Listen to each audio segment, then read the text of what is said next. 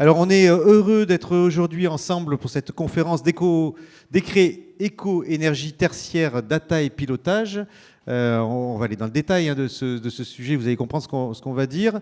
Effectivement, ce cycle de conférence, merci Madeleine d'être avec nous pour l'AREC, effectivement, qui est co-organisé avec l'AREC, et on est ensemble depuis le début de l'année. C'est la troisième fois qu'on se voit. On a parlé audit et financement, on a parlé maintenance et travaux. Là, aujourd'hui, on parle data et pilotage, et puis on parlera ensemble ENR. Ça, c'est en novembre. Je tiens à remercier effectivement les partenaires qui ont participé à l'organisation de cette conférence, de ce moment. Et on a fait un petit trombinoscope, voilà, avec vous toutes et tous qui êtes avec nous. Et d'ailleurs, on propose un petit tour de table avec un petit changement d'ailleurs. Au dernier moment, Rachid Kadir pour Siemens et Denis Carme pour C78 nous ont dit nous, on sera à distance. Bon, pour des questions de transport, il y en a un qui a loupé son train, un autre qui a eu un autre problème. Mais on sait faire. Et donc, c'est un plaisir de vous avoir avec nous aussi à distance. Alors moi, je propose de commencer par un petit tour de table de présentation. Et puis ensuite, on va rentrer dans le vif du sujet. Denis aussi est en train de se connecter et avec nous. On vous laisse ouvrir les micros puisque d'ailleurs vous êtes avec nous. Alors peut-être Denis pour vous présenter rapidement qui vous êtes et qui vous représentez. Oui, bonjour, donc Denis Carme, je suis le directeur du syndicat d'énergie des Yvelines qui compte 60, dans le 78 195 collectivités adhérentes, enfin, communes adhérentes et 5 dans le Val d'Oise. Et on gère donc pour le compte de ces communes l'électricité, enfin les réseaux d'électricité, les réseaux de gaz. Voilà, merci d'être avec nous. Effectivement, un gros syndicat d'énergie. Rachid. Bonjour à toutes et à tous. Tout d'abord, désolé de ne pas être physiquement présent à vos côtés, j'aurais préféré, mais c'est moi qui ai loupé mon train. Alors, je suis directeur des affaires industrielles Smart Building, bâtiments intelligents chez Siemens, et en parallèle, président d'un syndicat qui s'appelle l'ACR, qui traite tous les sujets autour de la GTB, pour faire simple. Du coup, j'ai une appétence particulière pour les sujets qu'on évoque aujourd'hui, le pilotage, la data, la réduction de consommation d'énergie dans nos bâtiments. Très heureux d'être à vos côtés. Voilà, merci d'être avec nous également. Allez, on continue ce tour de table. Madeleine. Alors, Madeleine Neuve-Église, chef de projet. Il faut ouvrir le micro. Voilà. Chef de projet aménagement et construction durable à l'agence énergie-climat, département de l'Institut Paris Région. Et nous nous occupons principalement de faciliter la transition énergétique et l'adaptation au changement climatique et d'accompagner les porteurs de projets.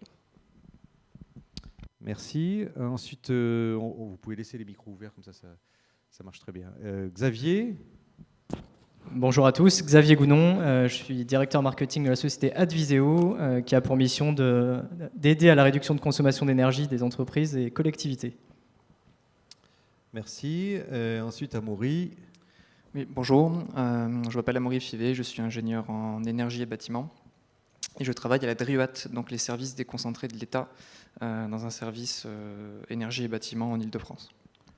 Voilà, merci à vous. Vous voyez, donc on a une belle table ronde et un beau tour de table pour parler de ces sujets data et pilotage. Alors, on avait dit, pour commencer un premier tour de table, et je crois que d'ailleurs vous avez des présentations un peu carrément chacun, on avait dit, Madeleine, qu'on commencerait par vous, effectivement, pour faire un petit focus, un petit rappel rapide de la partie réglementation, et puis le mettre aussi dans un cadre... voilà, avec la petite zapette, le mettre dans un cadre un peu plus global, puisque il y a le décret éco-énergie tertiaire, alors il ne faut pas avancer trop vite, mais il y a aussi le décret BAX. Hein. Oui, donc c'était le sujet principal d'aujourd'hui, le décret BAX, le décret dit BAX, puisque c'est en anglais, du 20 juillet 2020, qui... attendez, je mets aussi le... Ça marche. Alors Benjamin, voilà. Le 20 juillet 2020 est publié le 21, qui est une obligation de moyens pour optimiser les consommations.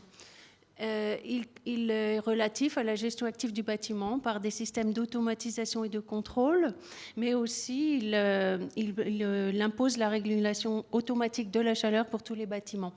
Donc pour les bâtiments tertiaires qui nous intéressent particulièrement, on a plusieurs dates. Donc les bâtiments neufs, le 21 juillet 2021, date de dépôt du PC pour en tenir compte.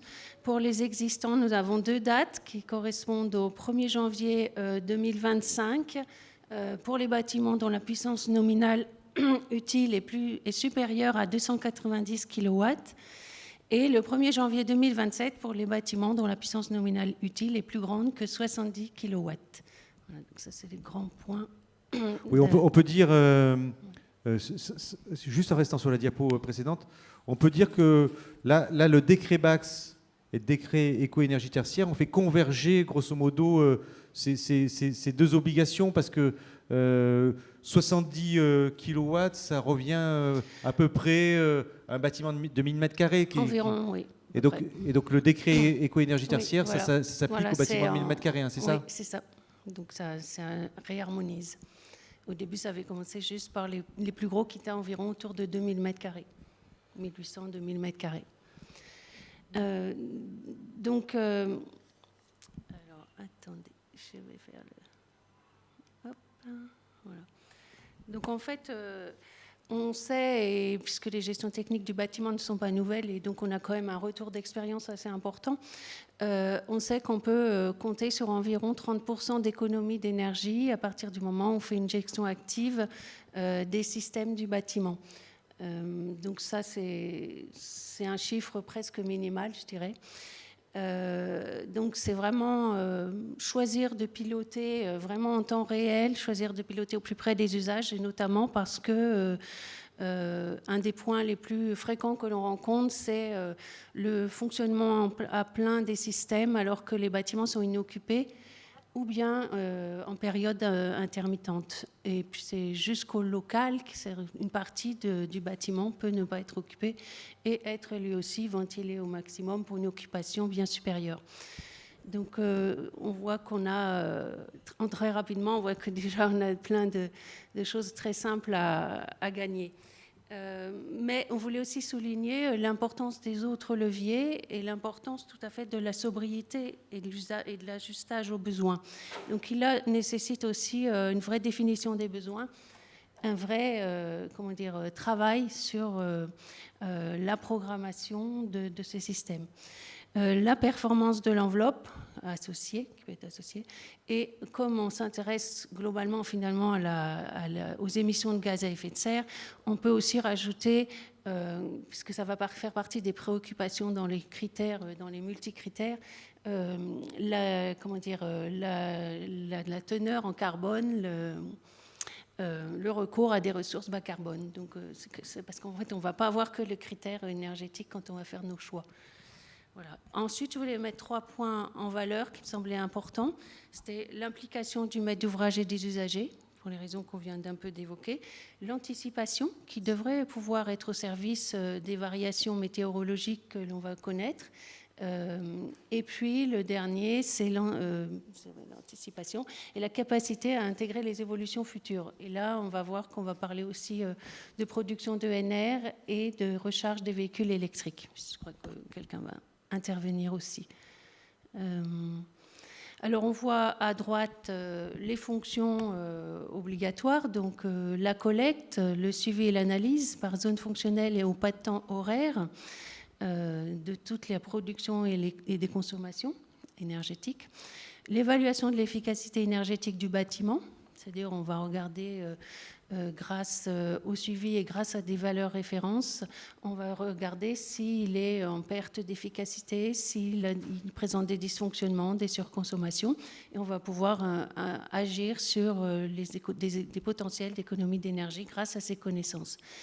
L'interopérabilité, qui est quand même très importante puisque ça fait partie peut-être des problèmes qu'on rencontre aujourd'hui avec des systèmes qui ne parlent pas le même langage et qui communiquent assez mal et qui en fait créent auprès des usagers quand même une certaine réticence.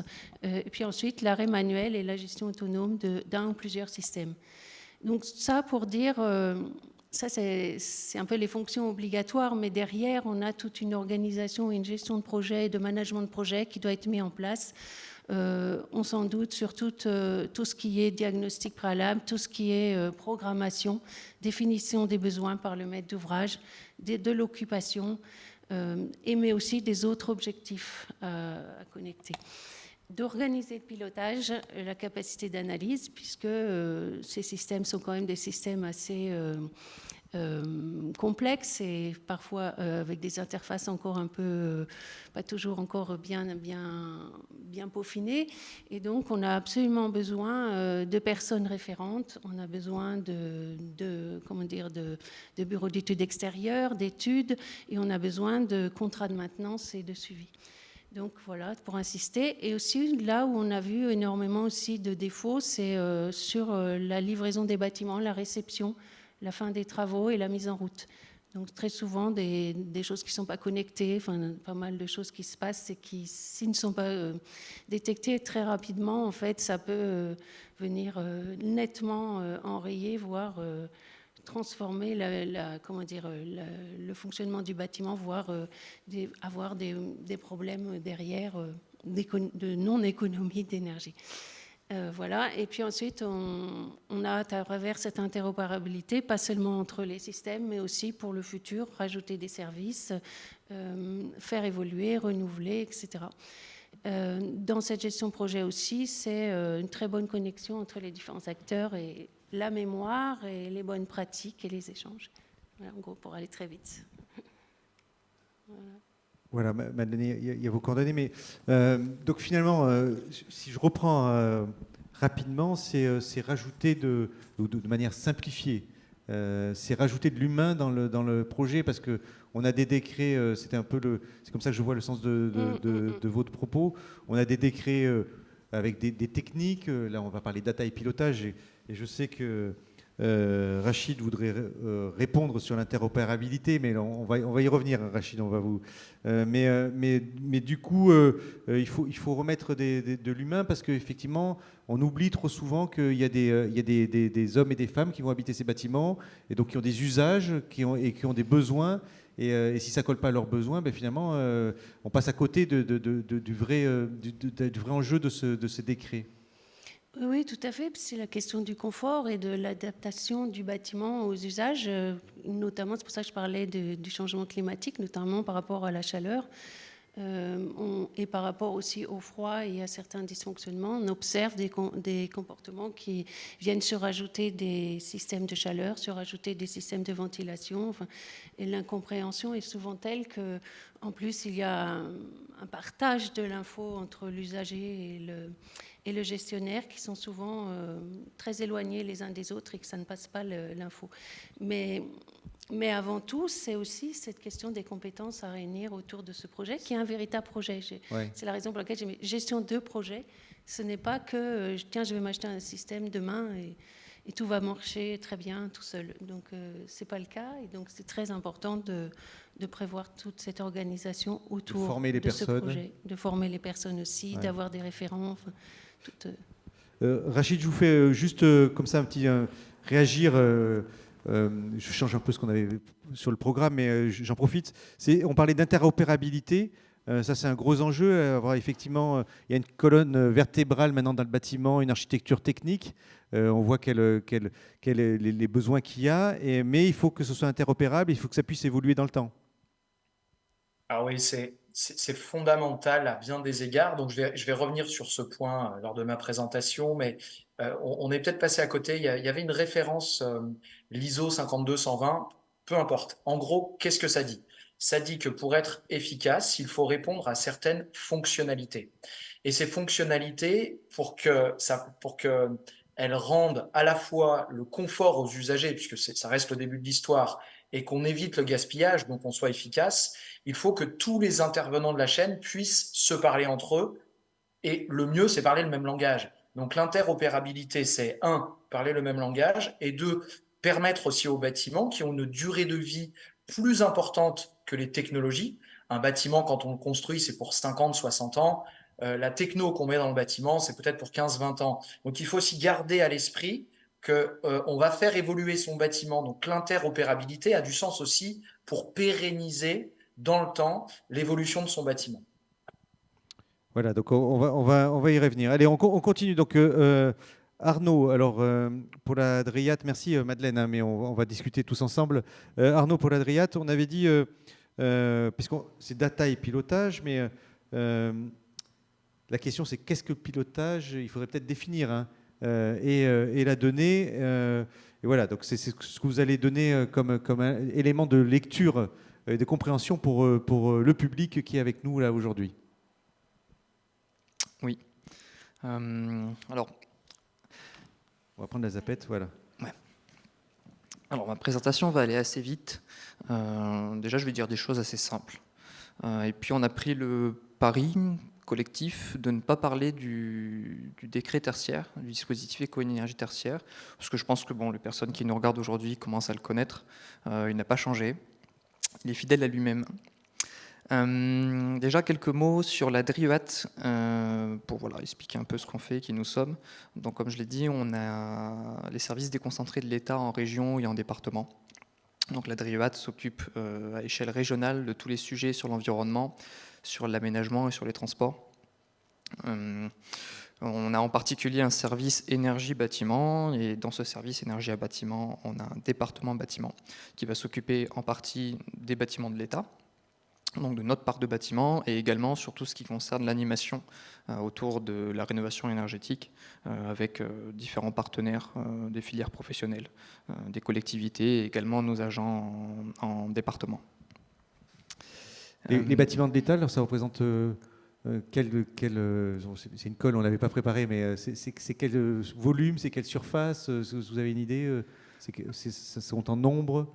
En mètres carrés? Alors, je n'ai plus les chiffres en tête, mais c'est une très bonne question qui me permet d'enchaîner sur un autre sujet qui n'est pas sur la présentation. C'est qu'on a justement sorti à l'été un outil qui s'appelle Batistato et qui permet d'avoir un visuel à l'échelle d'un parc, d'une collectivité, du nombre de bâtiments publics, résidentiels, et d'avoir un peu un visuel sur les consommations. Par contre, en effet, c'est une colle. Je n'ai plus le nombre de bâtiments de l'État en Île-de-France, mais c'est quand même assez important, puisqu'on a beaucoup d'institutions et de ministères qui sont ici.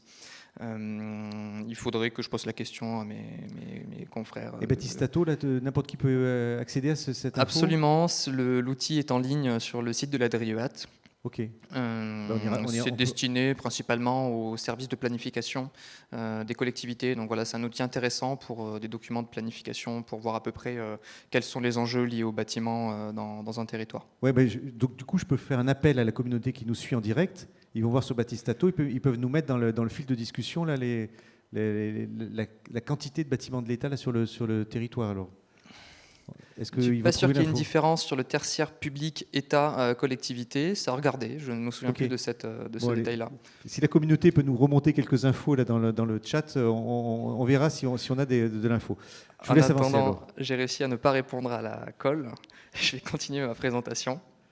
Donc présentation de la DRIUAT, c'est fait. Alors, je vais dire des choses très simples pour parler un petit peu du pilotage, puisque c'est tout l'intérêt du décret BACS, pour moi, qui n'est pas la finalité d'avoir un système de GTB, même si c'est le moyen qui est imposé par la réglementation.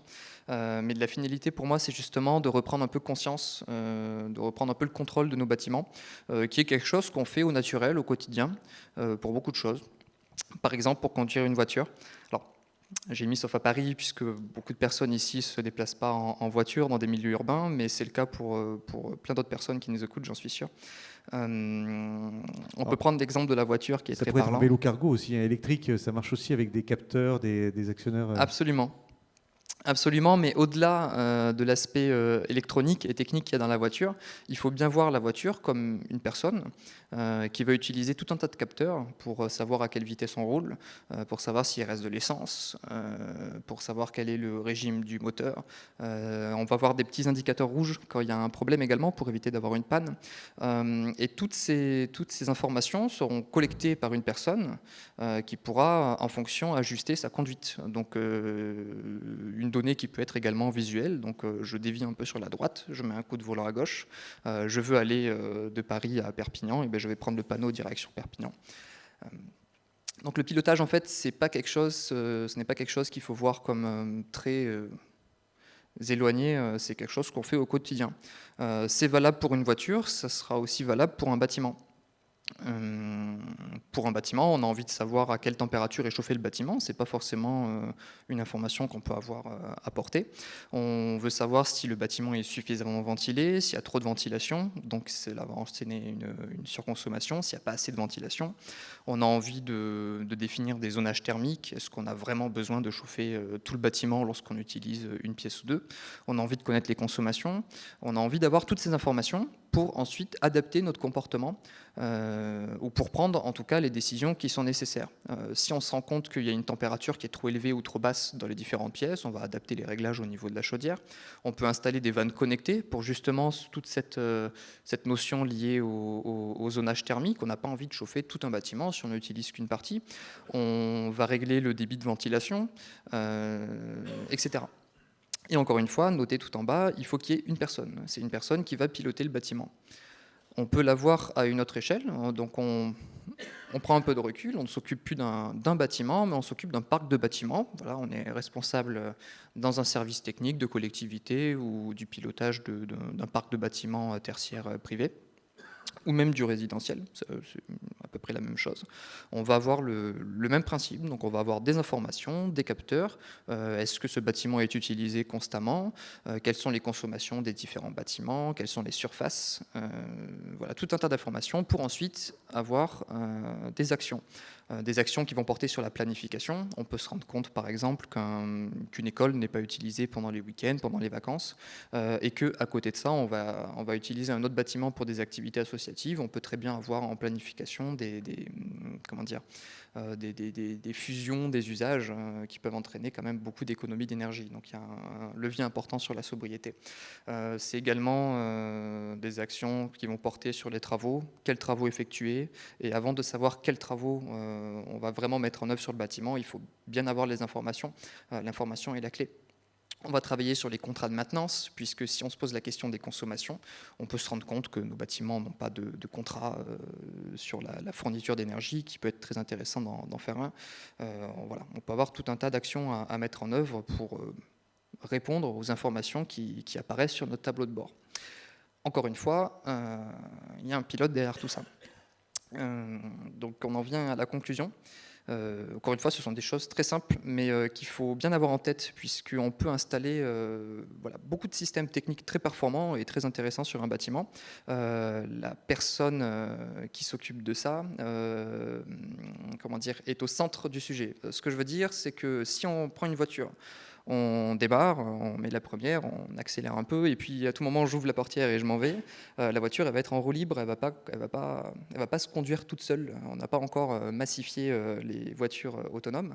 Donc pour un bâtiment, c'est exactement la même chose. Si voilà, on installe des systèmes très performants sur un bâtiment, mais qu'au final il n'y a personne qui les utilise, le bâtiment va être que j'appelle en roue libre. Donc on va chauffer des pièces quand elles ne sont pas utilisées, on va chauffer des écoles pendant les vacances, on va surventiler des pièces qui n'ont pas besoin d'être surventilées, ou sous-ventiler des pièces qui ont besoin par contre d'être ventilées.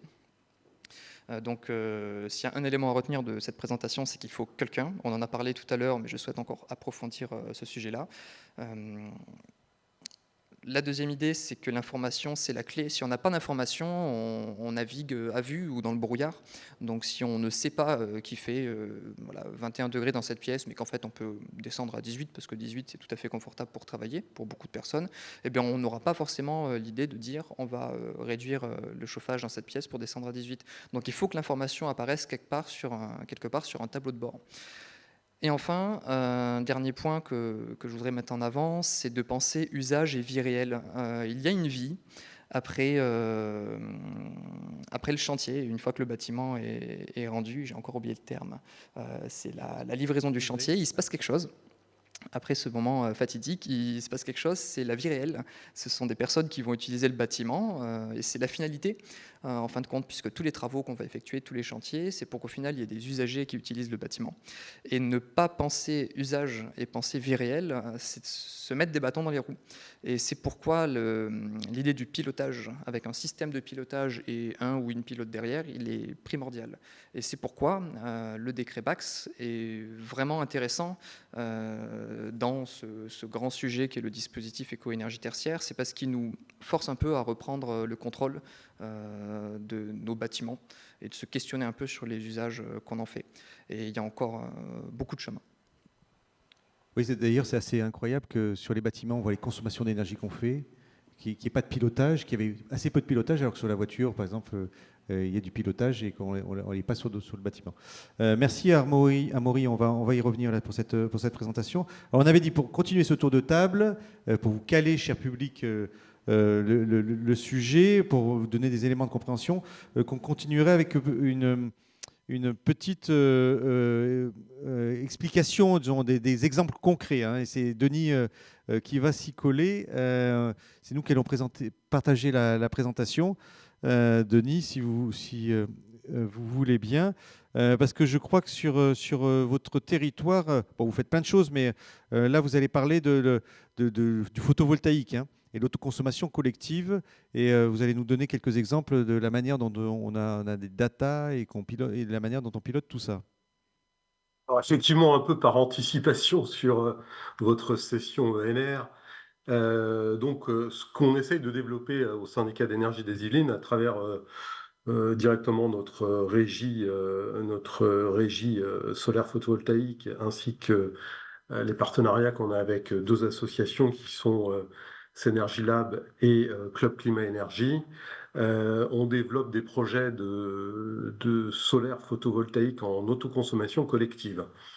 Alors là, sur la première présentation que vous avez, c'est celle que l'on porte en propre pour nos collectivités. Donc le système est un peu, disons qu'on a dû mettre en place un montage un peu particulier pour réussir à appeler quelque chose qui semblerait être de l'autoconsommation classique en autoconsommation collective, à savoir donc le syndicat d'énergie des Yvelines et personne morale organisatrice, donc PMO, et il signe avec donc la communauté ou la commune qui vient accueillir le projet une COT, une convention d'occupation temporaire. Face à cette signature, il lui reverse un petit loyer symbolique. Parallèlement à ça, le syndicat d'énergie des Yvelines, en tant que producteur qui ne revend pas l'électricité à EDF obligation d'achat, a la possibilité de demander des subventions à la région. Donc, ce qu'il a fait déjà pour 5 projets qui sont en cours. On injecte donc le solaire photovoltaïque produit dans le réseau et cette électricité est revendue à la collectivité d'accueil ou aux collectivités avoisinantes. Voilà donc le principe un peu général de fonctionnement de notre SPIC pour gérer ces projets d'autoconsommation collective. On revend le surplus à un fournisseur alternatif. Donc là, vous avez le projet le plus concret là, sur lequel on vient de publier le marché. On attend les réponses des opérateurs potentiels. Il s'agit là d'une opération sur la commune de Poissy, sur un parking. Donc, il s'agit d'une ombrière photovoltaïque pour environ 1300 mètres carrés, et donc une puissance de 250 kW crête. Ça prend donc à peu près 100 places de stationnement, comme on peut voir un peu sur le plan. C'est un investissement de l'ordre de 500 à 600 000 euros. On verra en fait suivant les réponses, puisqu'on attend ce retour. On a déjà reçu des subventions de la région à hauteur de 50% du projet, donc a priori 279 000 euros si nos projections sont bonnes. et on revend l'électricité produite à la commune de Poissy, donc là intégralement à la commune de Poissy, puisque ces usages sont largement supérieurs à ce que l'on va produire, à un prix de 9,50 € du kilowattheure. Voilà, donc très en dessous du prix d'achat actuel. Parallèlement à cette manière de fonctionner propre au CEI, le CEI est aussi membre d'une association qui s'appelle Cenergulab et qui a créé elle-même une association dont je suis d'ailleurs trésorier, qui s'appelle Partenaire. Alors de quoi s'agit-il? Partenaire, c'est de l'autoconsommation aussi collective, mais là, on va essayer de recruter un certain nombre d'acteurs, comme des acteurs donc, qui peuvent être des collectivités locales, qui peuvent être des écoles, qui peuvent être des PME, PMI. Et l'idée, c'est de faire un démonstrateur, ou des particuliers d'ailleurs, et l'idée, c'est de faire un démonstrateur, de voir comment est-ce qu'on peut utiliser les données de consommation pour pouvoir allotir, enfin, déterminer une part de l'énergie produite qui sera donc reversée au prorata de l'investissement porté par la personne enfin, la personne morale ou la personne physique qui souscrit au projet. Donc voilà, c'est une association qui s'appelle Partenaire. Et là, le marché a été publié aussi, et théoriquement, donc nous avons, je pense que c'est la slide suivante, nous avons deux zones d'implantation, une à Poissy, encore une fois, autre site, et une à Magnanville. Donc les deux puissances d'installation sont aux alentours de 100 kW crête, ce qui fait des surfaces de 500-600 mètres carrés, avec une surface un peu plus grande pour l'implantation, pour pouvoir bien sûr prévoir les dégagements. Les budgets estimés sont de l'ordre de 250 000 € en investissement pour chacune des deux centrales. Et on aura donc une production d'environ 110 à 120 kWh par an. L'idée, c'est que les participants, enfin les adhérents la à cette production, c'est. association. Je vous coupe de dire, vous dites 110, 120 kWh, c'est 120 000. Là, 120 000 kWh par an. Oui, donc c'est Oui, beaucoup pardon, plus que. Donc c'est beaucoup plus, oui, que 110, 120. Hein, mais oui, pardon, 120 000 oui, mégawattheures, pardon. L'idée, c'est que les adhérents à ce projet puissent produire jusqu'à 10 ou 15% de leur consommation annuelle habituelle. Alors bien sûr, ça dépend des profils, ça dépend de leur... quand je te parle de profil, ça dépend de leur période de consommation par rapport aux périodes de production. Et plus on est en adéquation en termes d'ensoleillement, et mieux c'est. Donc plusieurs profils d'adhérents, comme je vous l'avais dit précédemment, qui sont des investisseurs institutionnels ou personnes publiques ou morales, sociétés et petits consommateurs particuliers. Voilà, donc c'est un projet à but non lucratif, c'est vraiment une expérimentation qui va être faite sur justement en utilisant les data, enfin les courbes de charge au pas le plus petit possible de chacun des consommateurs pour adapter à cette consommation la production qui leur sera dévolue. Alors, en gros, on n'est pas encore, on n'a pas encore bouclé, bien sûr, le tour de table, mais on a identifié potentiellement 9 gros consommateurs, 17 PME, et on recherche une trentaine de particuliers qui, eux, pourraient investir à hauteur d'une part, c'est-à-dire 500 € à peu près. L'idée, c'est que leur investissement leur rapporterait en gros une économie sur la facture de 50 € par an, ce qui voudrait dire en gros qu'au bout de 10 ans, ils auraient donc assuré le retour sur investissement des 500 € de départ. Alors, le troisième projet sur lequel on travaille, il s'agit là de quelque chose d'un petit peu plus... alors, un petit peu plus, comment dirais-je, pointu, dans la mesure où on va chercher à vraiment avoir répartition dynamique entre la consommation et la production. Donc ça, c'est un projet qui est porté par le Club Climat-Énergie, dont le syndicat d'énergie est membre. Et c'est un projet, donc, encore une fois, de démonstration, mais un peu plus fine que celle qui est portée par l'association Synergy Lab à travers partenaires.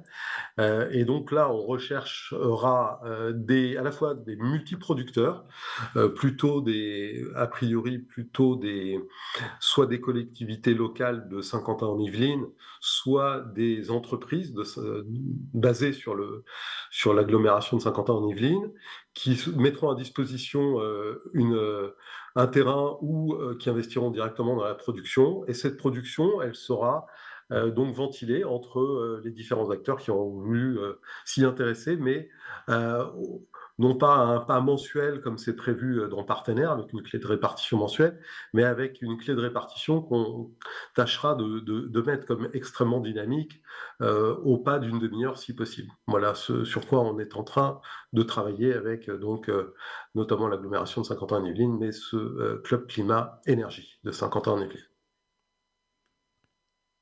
Alors, les enjeux de la consommation, pour coller un petit peu à notre thème du jour, en l'occurrence, c'est effectivement la data, et notamment plus finement dans le projet porté par le Club Climat-Énergie, puisqu'il s'agira vraiment d'adapter précisément la production à la consommation instantanée des partenaires qui auront adhéré au projet.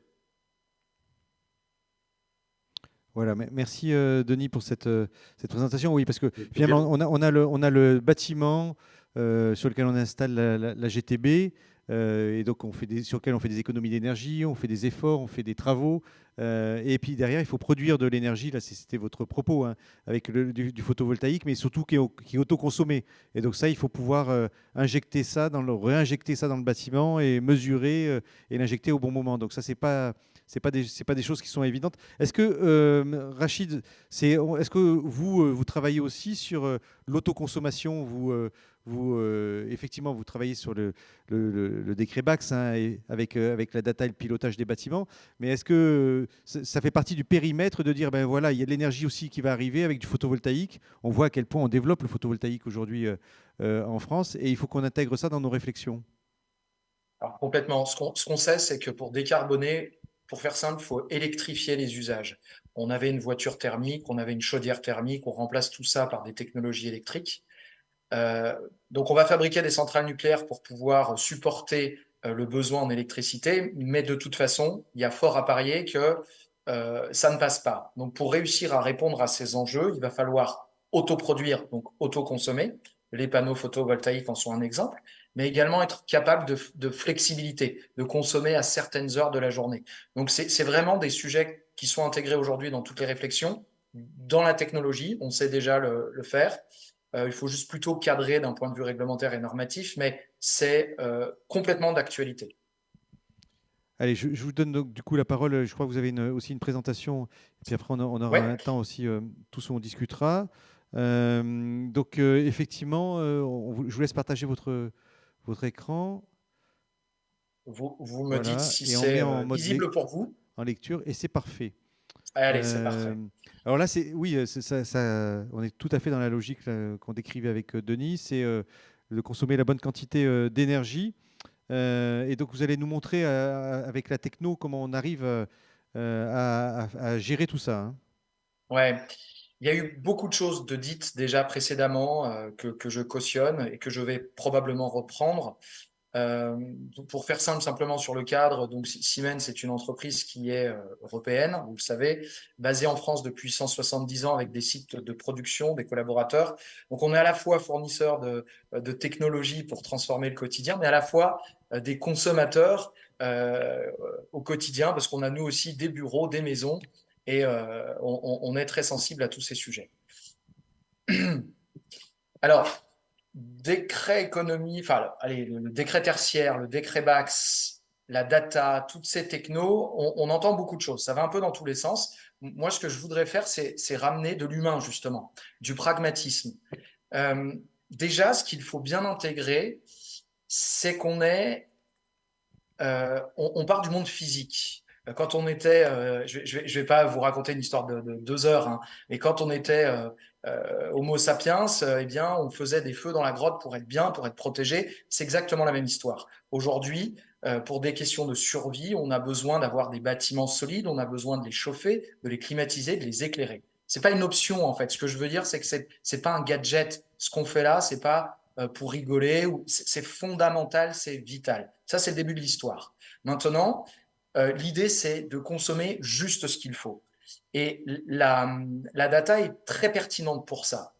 Si je cloisonne un bâtiment, on a une partie où on produit de l'énergie. On a besoin d'énergie, donc je la produis. Alors, soit loin, une centrale nucléaire produit de l'électricité, soit je transforme du gaz en chaleur parce que j'ai une chaudière.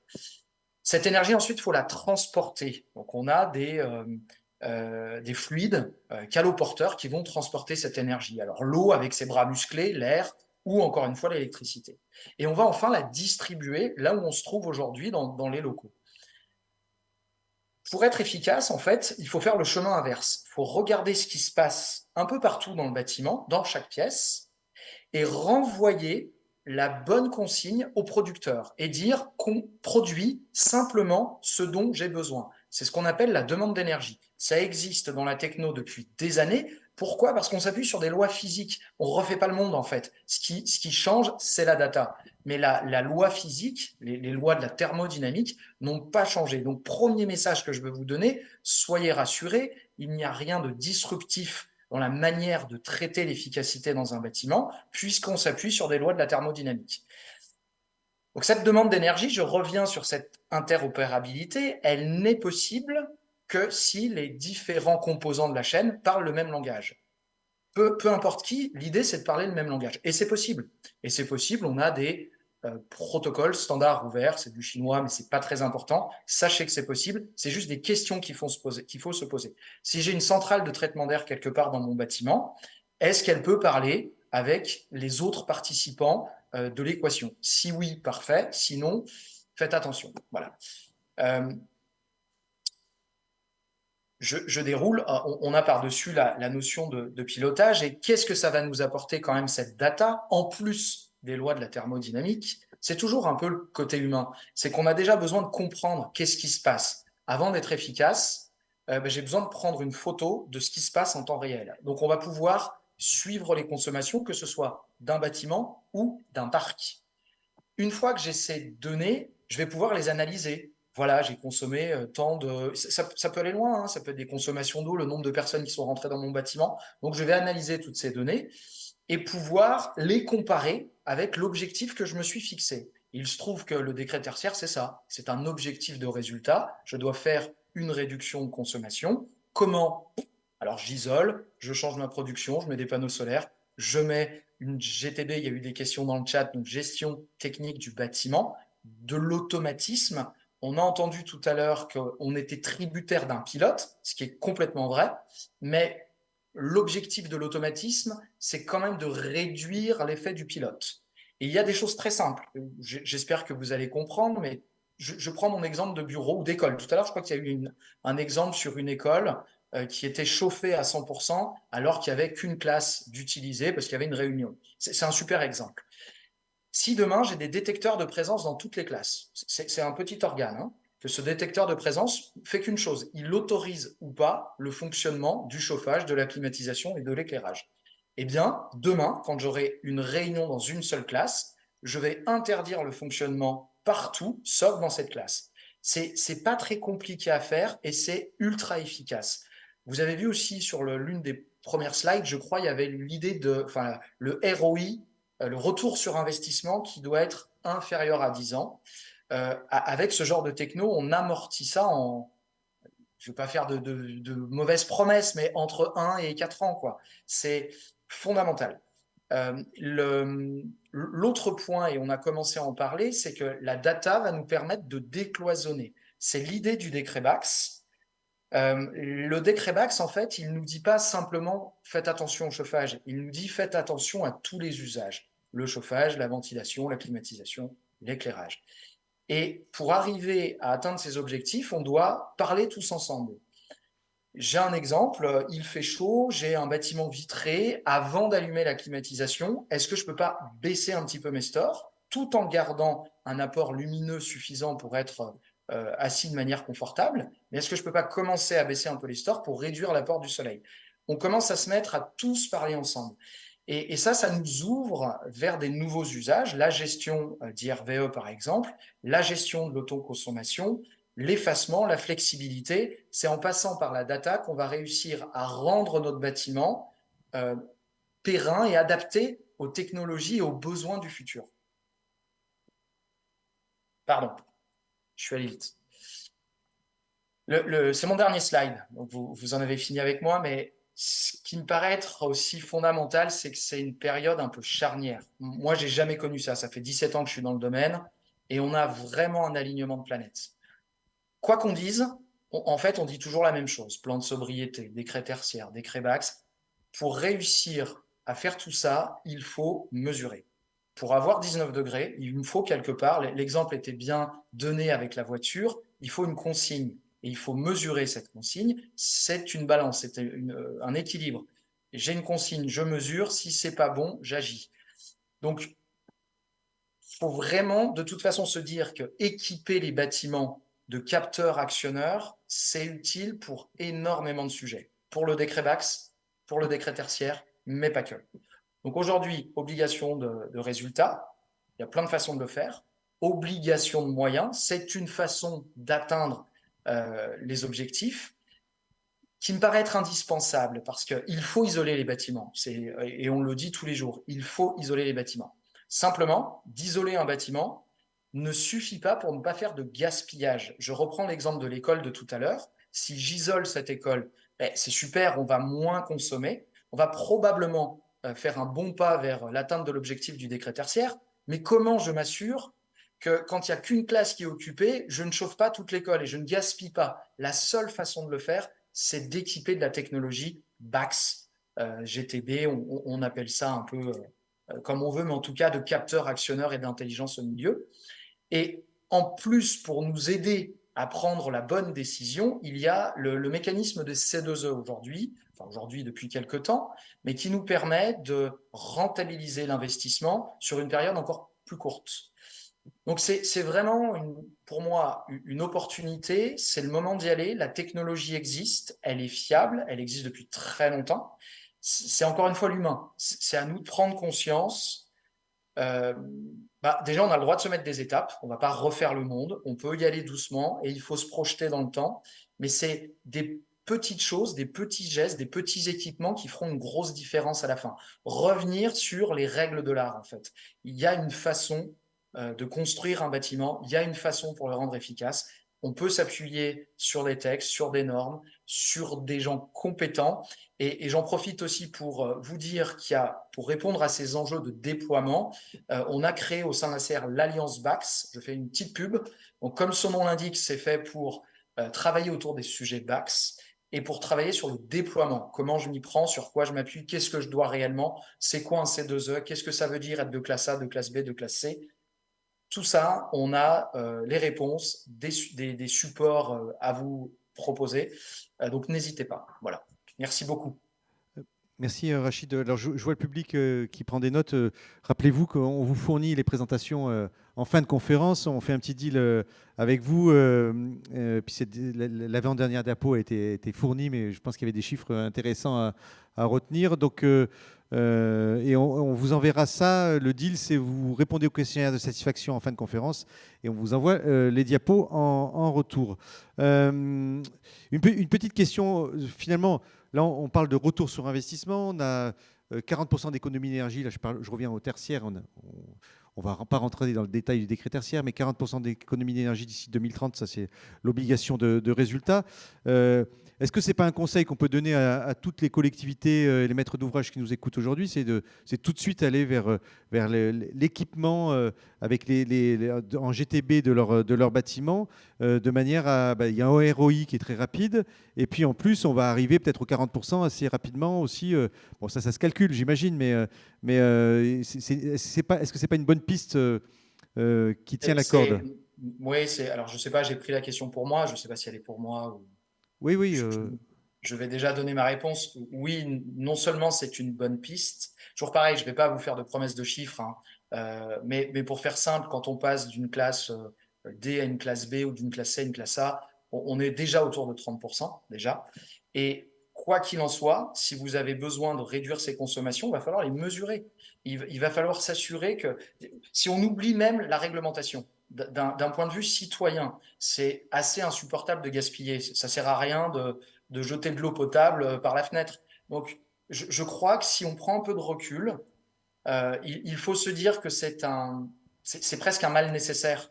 Et c'est à partir de là que ça commence. C'est parce que j'ai mis de l'équipement dans mon bâtiment que je peux mesurer, que je peux comparer, que je peux le rendre lisible. Aujourd'hui, on ne sait pas vraiment ce qui s'y passe. Voilà, je dois faire 30% d'économie. Bon, ok, je peux isoler, je peux mettre des panneaux, mais pourquoi, comment, quel impact ça aura? Si on commence par équiper, ça n'empêche pas qu'il va falloir de toute façon faire le reste. Mais on pourra d'ores et déjà mesurer, s'assurer qu'on va dans la bonne direction ou pas. Si on ne va pas dans la bonne direction, grâce à ces éléments de mesure, on pourra réorienter sa stratégie. Donc oui, c'est efficace pour réduire et atteindre ces 40%. Et de toute façon, pour moi, c'est indispensable.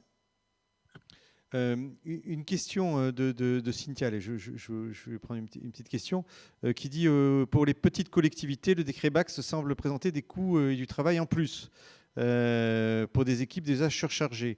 Qu'en pensez-vous? Comment voyez-vous les choses? Alors ça vaut peut-être aussi pour cette question, elle vaut aussi peut-être pour Denis.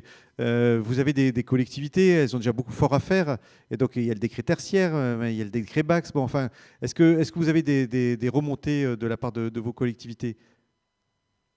Et des remontées, elles vont exactement dans le sens de la question, à savoir les petites communes. Mais quand on parle de petites communes, jusqu'à 10 000 habitants au moins, elles sont toutes très inquiètes parce qu'effectivement, elles sont souvent un peu sous-staffées et elles ont beaucoup de difficultés à mettre en place toutes ces procédures et le respect de ces décrets.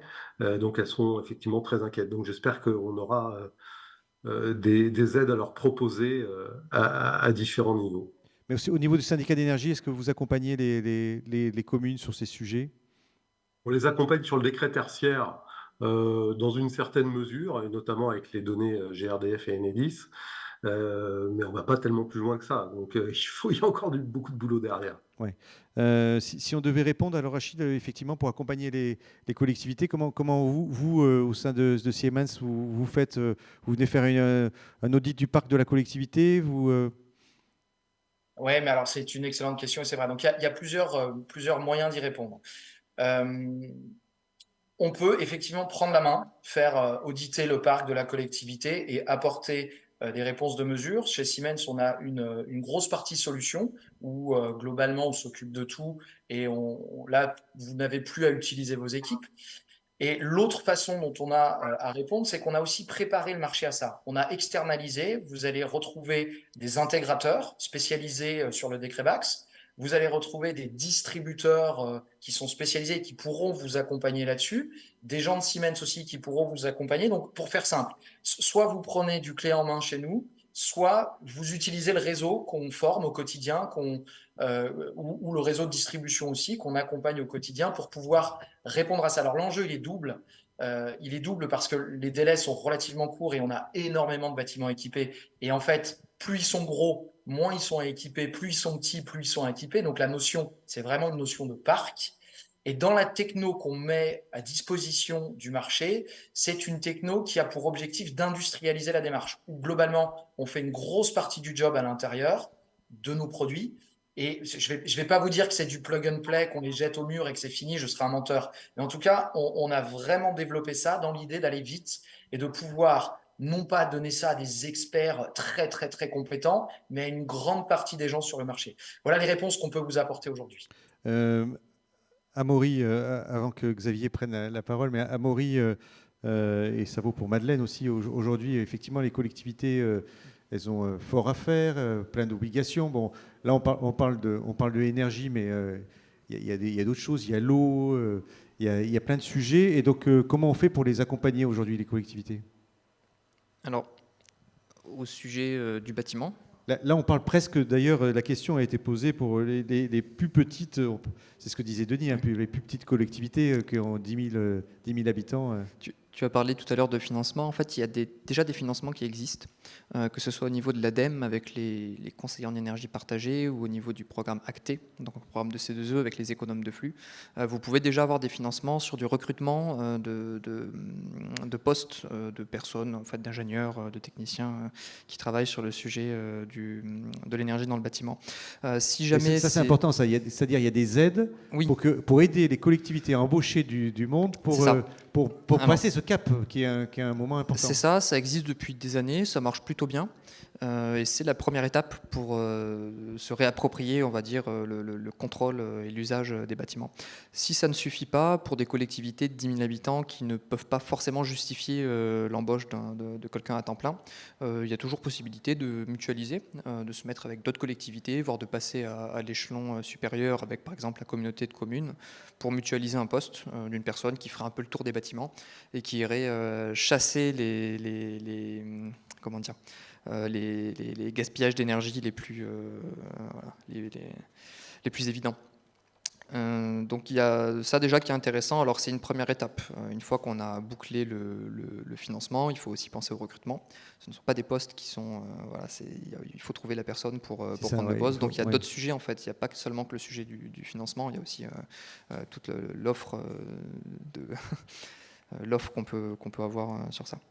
Oui, puis après, on va y venir avec Xavier. Il faut avoir aussi de la donnée, il faut pouvoir alimenter avec de la donnée pour cette personne qui va devoir prendre des décisions et ainsi de suite. Hein. Donc, peut-être pour insister, les collectivités ne pourront pas se passer, je pense, de cette première étape qui est de désigner un pilote ou une pilote de la voiture, sinon la voiture ne démarrera pas. Ouais. Ils peuvent prendre un taxi aussi, c'est-à-dire en fait, c'est ça, de faire passer la mission par un prestataire, donc une personne extérieure qui viendrait s'occuper de toute cette mission. Beaucoup de collectivités le font aussi et les retours sont souvent très bons. Oui, d'ailleurs, il y avait... Madeleine, tu voulais peut-être préciser certaines choses ? Il y a aussi il faut bien mettre le micro. Il y a aussi ah non, je crois qu'il n'est pas ouvert. Voilà, il faut bien parler. Il y a aussi une possibilité de démontrer que l'installation du système n'a pas un temps de retour donc suffisant par rapport à ce qu'on disait tout à l'heure sur les 10 ans.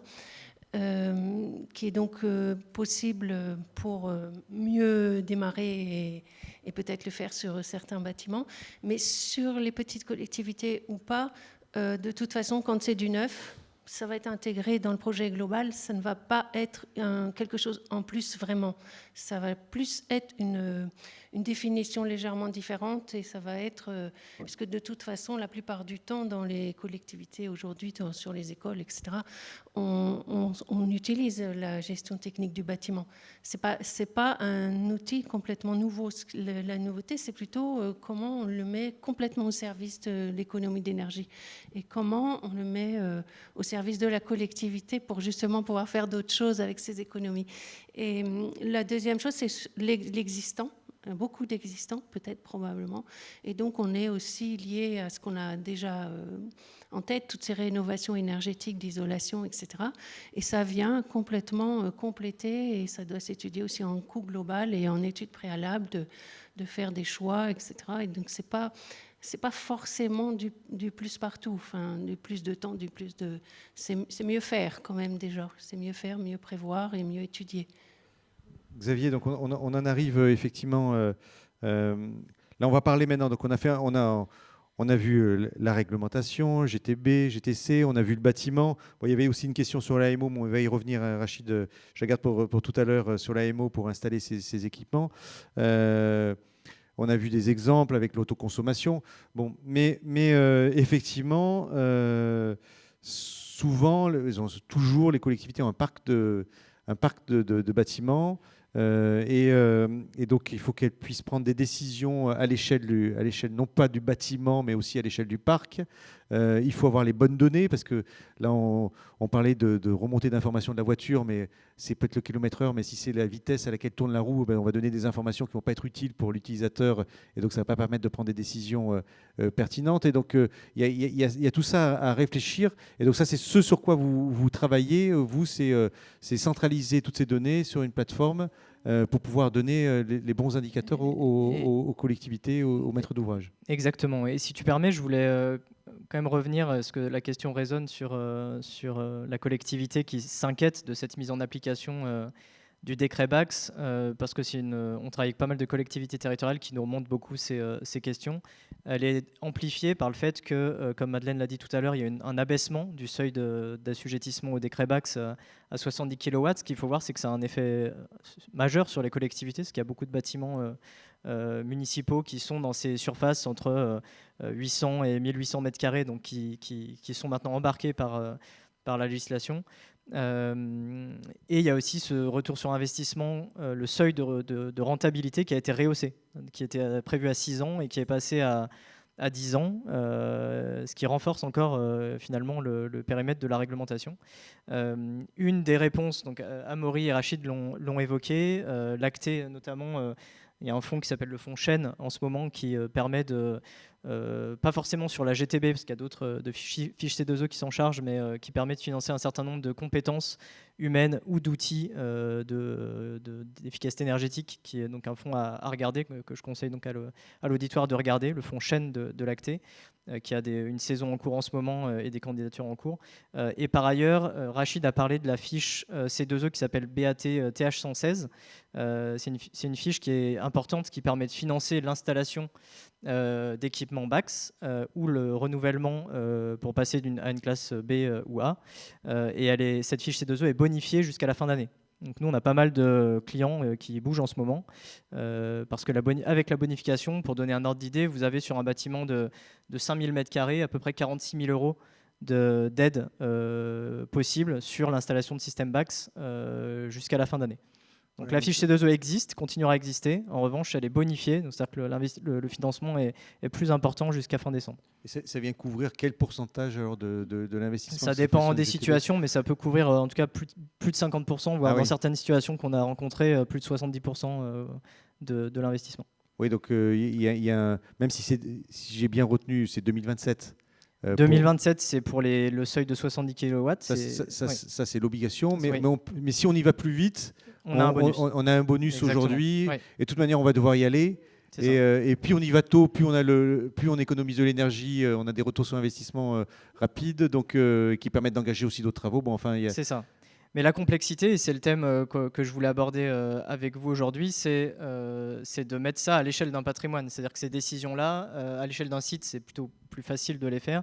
Quand vous avez 50, 100, 200 sites, ce qui est le cas de beaucoup de collectivités, quand on prend leur patrimoine global, là, ça demande une gestion de la donnée beaucoup plus continue, beaucoup plus fine, pour pouvoir être efficace. Et là, je pourrais que être d'accord avec ce que disait Amaury et ce qu'on a beaucoup répété.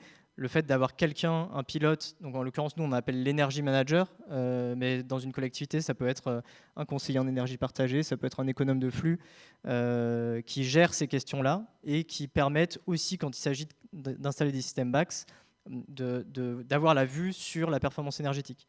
Parce que ce qui a beaucoup pêché, au-delà du pilote sur les systèmes de GTB, c'est que la GTB n'était pas forcément pensée avec l'idée de la réduction des consommations d'énergie.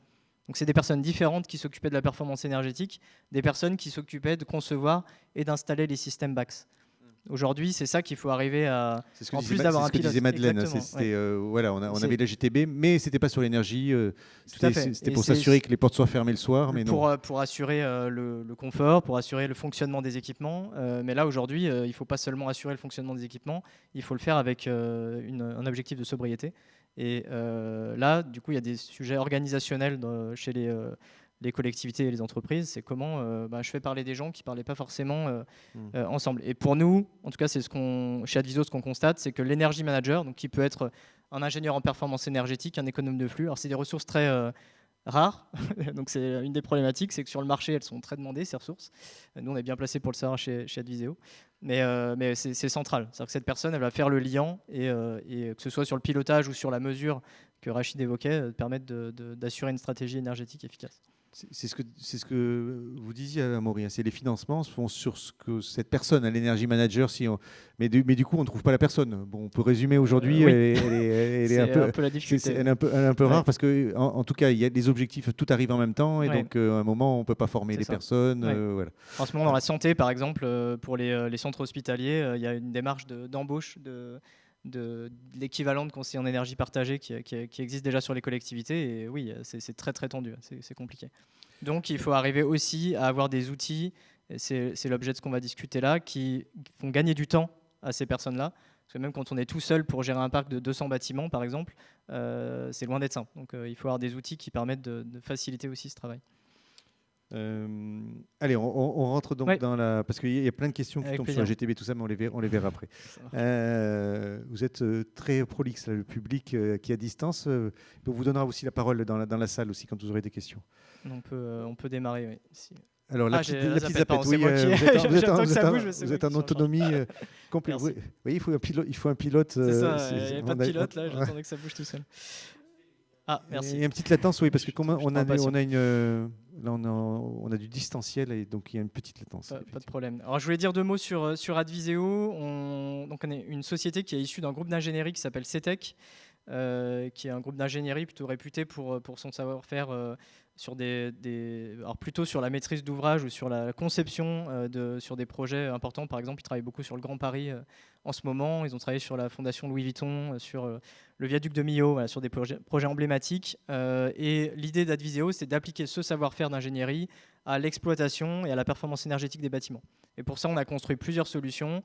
Une qui s'appelle Savvy, qui est une plateforme de management de l'énergie, qui fait partie notamment du benchmark qui est édité par la FNCCR et l'ACTE, que certaines collectivités ont pu consulter.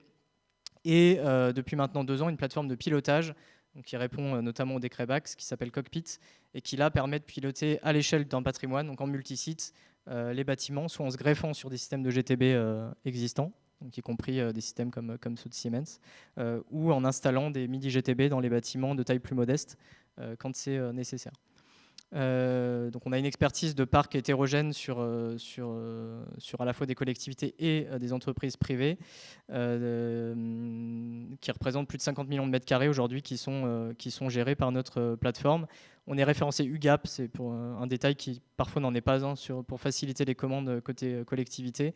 Et comme je le disais, on accompagne pas mal de collectivités territoriales jusqu'à l'État. On a, pour l'anecdote, on a un contrat avec la direction de l'immobilier de l'État pour former les énergie managers de l'État à la rénovation du parc bâti depuis maintenant 1 an et demi. Et on travaille avec l'Agile, qui est aussi un autre bras armé de l'État, pour les accompagner sur le plan de sobriété. Voilà, et après, vous avez une liste de collectivités territoriales qu'on accompagne, que ça va de la ville aux régions qui gèrent les lycées et en passant par les départements qui gèrent les collèges sur le plan bâtimentaire. Je passe rapidement là-dessus. Donc la base, et ça a été pas mal rappelé, Rachid l'a redit, c'est la mesure. Donc c'est comment je vais, quand j'arrive sur un patrimoine, collecter l'ensemble des données énergétiques des bâtiments. Donc pour ça, on a plusieurs manières de faire. On va récupérer les données fournisseurs, donc les factures d'énergie. On va récupérer les données de distributeurs quand il y a des compteurs communicants, que ce soit sur le gaz ou l'électricité. Et après, on va pouvoir aussi récupérer par des technos diverses des données de GTB pour que tout soit centralisé sur une même plateforme de suivi énergétique. Oui, donc vous bossez avec, là je vois, il y a le logo Siemens, vous bossez avec Siemens aussi pour remonter des données qui viennent des données de GTB quand c'est demandé par nos clients. Tout à fait. Donc là je reprends... c'est l'interopérabilité de tous ces systèmes parce qu'il faut pouvoir remonter toutes ces données et que tout communique ensemble. Oui. Exactement. Et pour articuler une stratégie énergétique, il faut vraiment avoir une complétude de données la plus large possible. Alors ça, c'est pour la stratégie énergétique, mais le décret tertiaire, ce qu'il a eu pour effet aussi sur les collectivités territoriales, c'est quasiment de leur imposer finalement cette collecte, puisque chaque année, comme vous le savez, il y a une déclaration qui est en ce moment là, pour les derniers jours sur Opérat, et pour ça, il faut connaître ces données. Et beaucoup de collectivités se sont rendues compte que malheureusement, ils n'avaient pas une exhaustivité de ces données suffisante pour être en conforme au décret tertiaire. Alors, je fais un petit aparté là. Oui.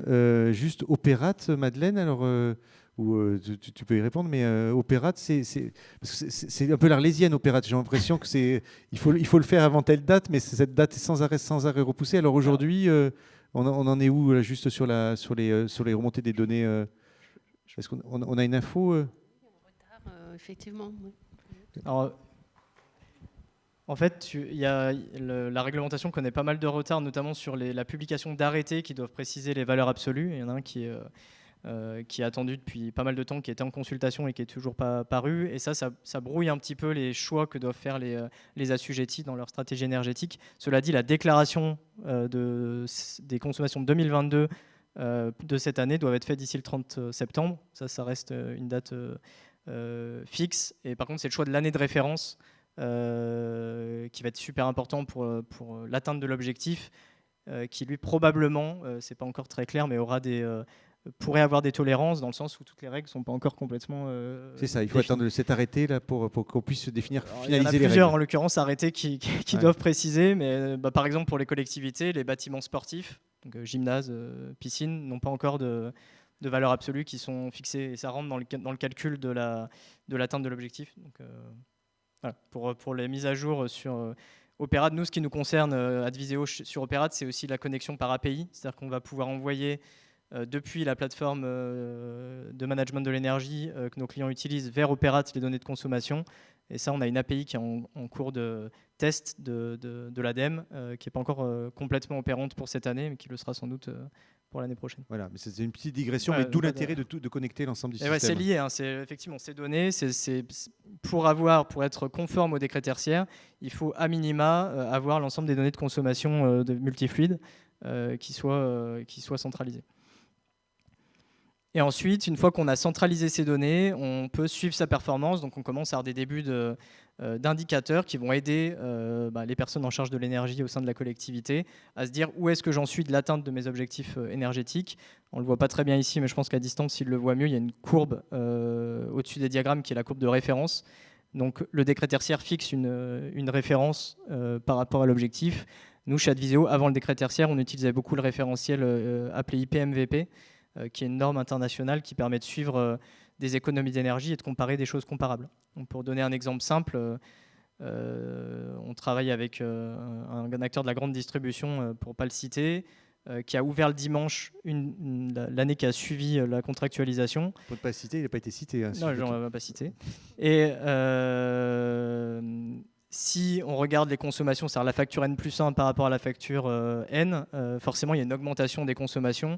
Donc, l'essence du référentiel, comme le référentiel IPMVP, c'est de pouvoir comparer des consommations en intégrant ce type de données exogènes, y compris climat, etc., pour pouvoir vraiment... Et ça paraît bête, mais quand on parle d'économie d'énergie, on se rend compte aujourd'hui qu'il y a très, très peu d'acteurs qui savent vraiment calculer une économie d'énergie.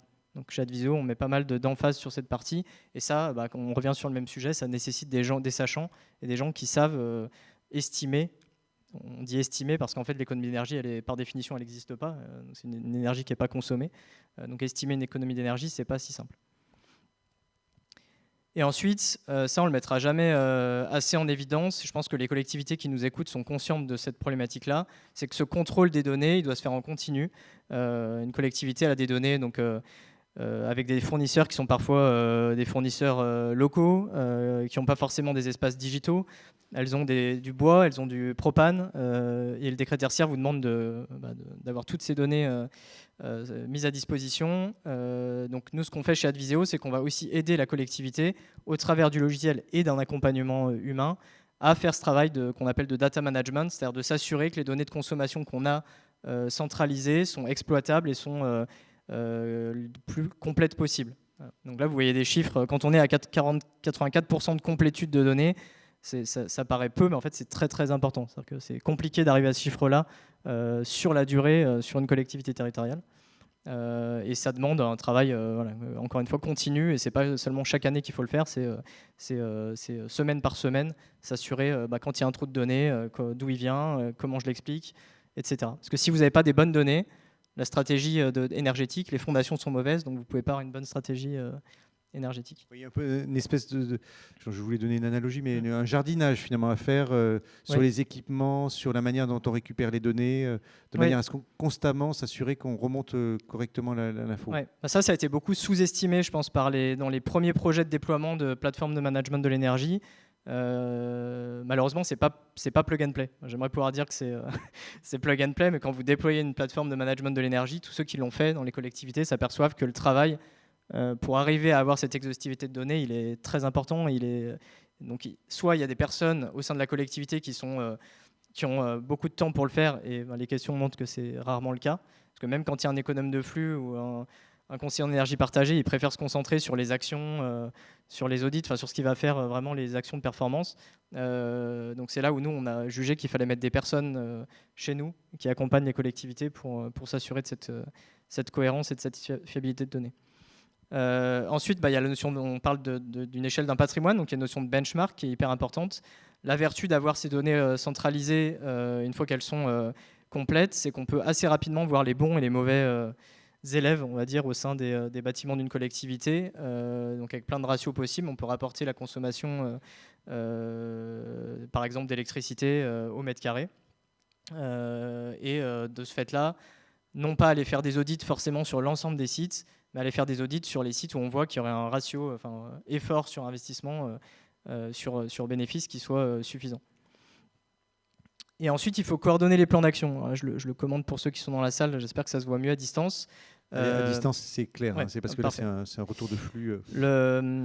L'idée, et là ça rejoint ce qu'on disait sur le pilote, il a de la performance énergétique, il a des personnes qui tournent autour, les mainteneurs, les responsables de site, les techniciens. Une plateforme, ça permet de centraliser et de dialoguer avec des données qui sont les mêmes pour tous.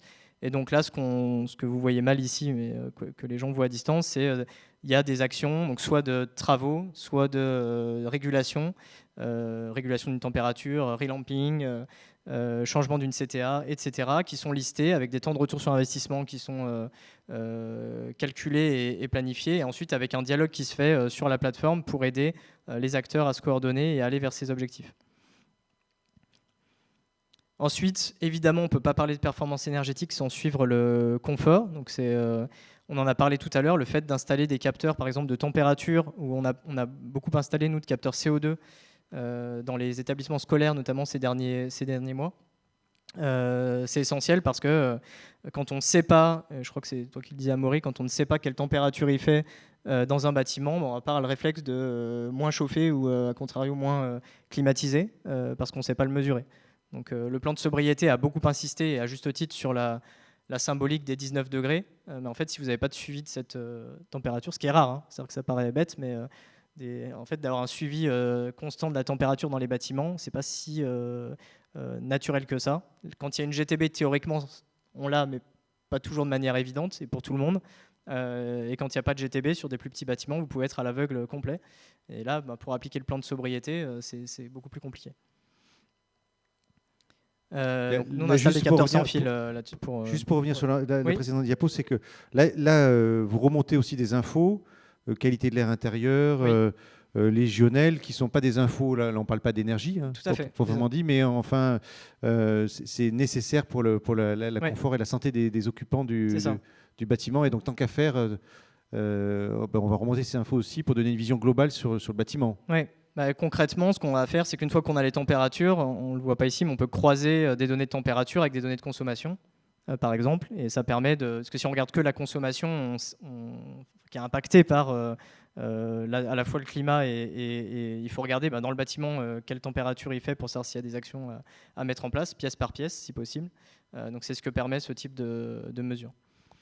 Et ensuite, on a développé, pour permettre aux collectivités notamment et à nos clients d'être conformes au décret BACS, une solution qui s'appelle Cockpit, et là qui permet, on part souvent d'un diagnostic, on l'a évoqué tout à l'heure, c'est on va regarder toutes les installations techniques d'un patrimoine pour évaluer la conformité au décret BACS, voir ce qu'il y aurait à faire pour, quand il y a des GTB en place, est-ce que c'est conforme, ou quand il n'y en a pas, qu'est-ce qu'il faudrait installer. Et ce qu'on fait nous, c'est qu'on met une interface de logiciel au-dessus de l'ensemble des systèmes de pilotage pour pouvoir piloter à l'échelle multisite. Donc, concrètement, je peux envoyer une consigne de température, par exemple, d'une loi d'eau à non pas une chaudière, mais à X chaudières sur des sites différents, par exemple. Donc on revient vraiment au thème de cette présentation, c'est comment je massifie les économies d'énergie et par le pilotage notamment sur un patrimoine. Voilà, et ça on l'a redit tout à l'heure et Madeleine l'évoquait, comment on met les GTB au service des économies d'énergie. Ça c'est assez central parce que c'est malheureusement pas toujours le cas et il y a un gros travail à faire là-dessus, humain et de pilotage de projet pour que ce soit le cas. Voilà, et dernière chose, peut-être pour résumer ce qu'on s'est dit là, il y a une question d'animation de la performance, donc c'est identifier en continu les actions.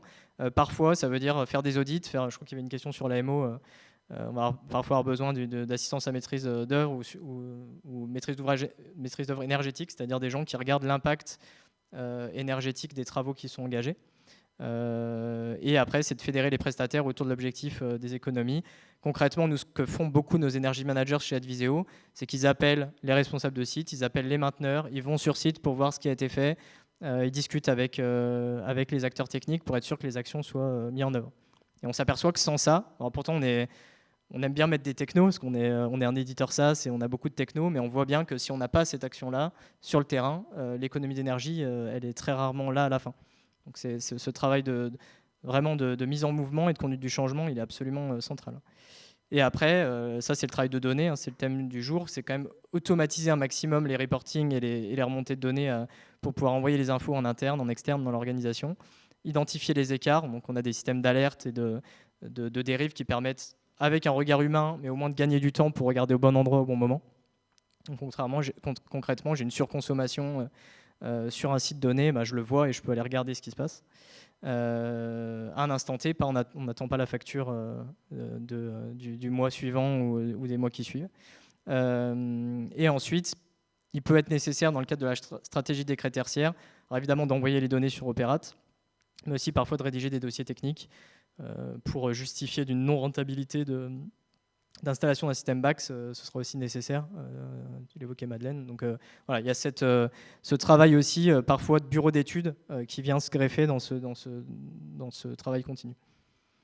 Ouais, je pense que j'en ai terminé, je vous ai juste remis des liens utiles, notamment on a fait un guide qui parle de notre vision de l'energy management que j'ai commencé à évoquer, que vous pouvez retrouver en ligne gratuitement. Voilà, on met pas mal d'infos sur le décret tertiaire et le décret BACS maintenant sur notre page LinkedIn également. Sur vos sites. Une question du public, comment s'appelle le nom du logiciel? Savvy. Savvy. S-A-V-2-E. Et Cockpit pour le pilotage. Savvy, c'est le logiciel de suivi énergétique et Cockpit, c'est le logiciel de pilotage. Là, il y a des questions. Alors, bon, j'ai plein de questions. Merci Xavier là pour cette présentation. Là, on a fait. Je crois que là, je parle sous votre contrôle, hein, cher conférencier. Je crois qu'on a fait à peu près un tour d'horizon du sujet, pas en complet, hein, mais on a des questions et moi, il y a aussi des choses qu'on doit voir. Mais en tout cas, c'est bien qu'on ait balayé du plus particulier au plus général. Là, on a vu sur le bâtiment au sens général. Une question du public là, qui vaut pour Rachid, c'est sur le décret BACS en termes d'équipement de GTB. Est-ce qu'il y a un minimum comment c'est défini en termes de système? C'est-à-dire qu'est-ce qu'il faut installer? Un minimum d'installation de système ou est-ce que c'est réglementé tout ça? Déjà, Xavier, je ne sais pas si je suis le seul, mais je ne vous entends pas très très bien. Je ne sais pas si vous avez mon retour. Pas de problème. Oui. Donc, qu'est-ce qu'il faut installer en termes de système pour être conforme au décret BACS? Tout ça, c'est réglementé, c'est normé. On s'appuie sur l'ISO 52120 qui explique, c'est des fonctionnalités, pour être très clair, c'est des fonctionnalités qui vont vous permettre d'aller chercher les standards. Pour faire simple, le minimum attendu, c'est la classe C. Quand on veut aller chercher les C2E et de l'efficacité supplémentaire, la classe B ou la classe A, il va falloir être sur des systèmes communicants, pièce par pièce, puis avec détection de présence. C'est pas que ça, hein. Attention, je vous l'ai dit tout à l'heure, le décret BACS décloisonne. Donc en réel, circulateur, bien à fréquence variable, mais on a un outil qui s'appelle chez Siemens EPC Tool, Si vous voulez lire la norme, elle s'appelle ISO 52120. Sinon, vous rejoignez l'Alliance BAX et on vous explique tout ça. C'est des fonctionnalités. Voilà, j'ai entendu tout à l'heure la notion de loi d'eau. J'ai une sonde extérieure, une sonde de départ, je fais une loi d'eau. Je gère du pièce par pièce. Je gère du pièce par pièce communiquant avec des moteurs 0,10 volts et de la détection de présence. Ça va vous permettre d'aller chercher le meilleur standard. Et tout s'appuie sur une certification mondiale fiable et qui est écrit en toutes lettres sur des fonctionnalités. Ce n'est pas de la techno, c'est des fonctionnalités qu'on va chercher. Et il y avait cette question aussi, alors j'en profite, hein, Rachid, le rôle de l'AMO pour installer les instruments adaptés. Est-ce qu'il faut un J'ai AMO? vu cette question, merci d'être intervenu, c'est fondamental. Effectivement, On peut l'AMO redéfinir ce qu'est un AMO et peut-être pour les collectivités, quel rôle il va jouer? l'accompagnement à la maîtrise d'ouvrage. Donc ça peut être un bureau d'études, par exemple, quelqu'un qui va venir faire un état des lieux, faire l'étude générale, se projeter. Là aussi, dans les règles de l'art, avec une vision large du bâtiment. Donc c'est fondamental de passer par eux parce qu'ils sont les garants techniques de nos bâtiments, de nos installations. Puis c'est aussi des gens qui vont pouvoir vous accompagner dans le temps. C'est le deuxième élément. On a parlé, je ne sais pas si on a utilisé le terme commissioning, mise en route, mais encore une fois, un bâtiment vit, il a peut-être l'usage qui évolue. Et ce qu'il faut se dire, c'est oui, il faut un pilote, mais il faut aussi être capable d'avoir un pilote dans le temps parce que notre bâtiment va évoluer. Et l'AMO peut là aussi la jouer. Alors, une question. Alors, Benjamin, on a un petit problème de débit. Hein. C'est un problème Internet ou c'est ici, hein? On est sur Internet, là. Hein. On est sur un câble. On n'est pas en Wi-Fi. Hein. Bon. Alors, là, vous voyez, même ici, on a un problème. Ça ne nous est jamais arrivé.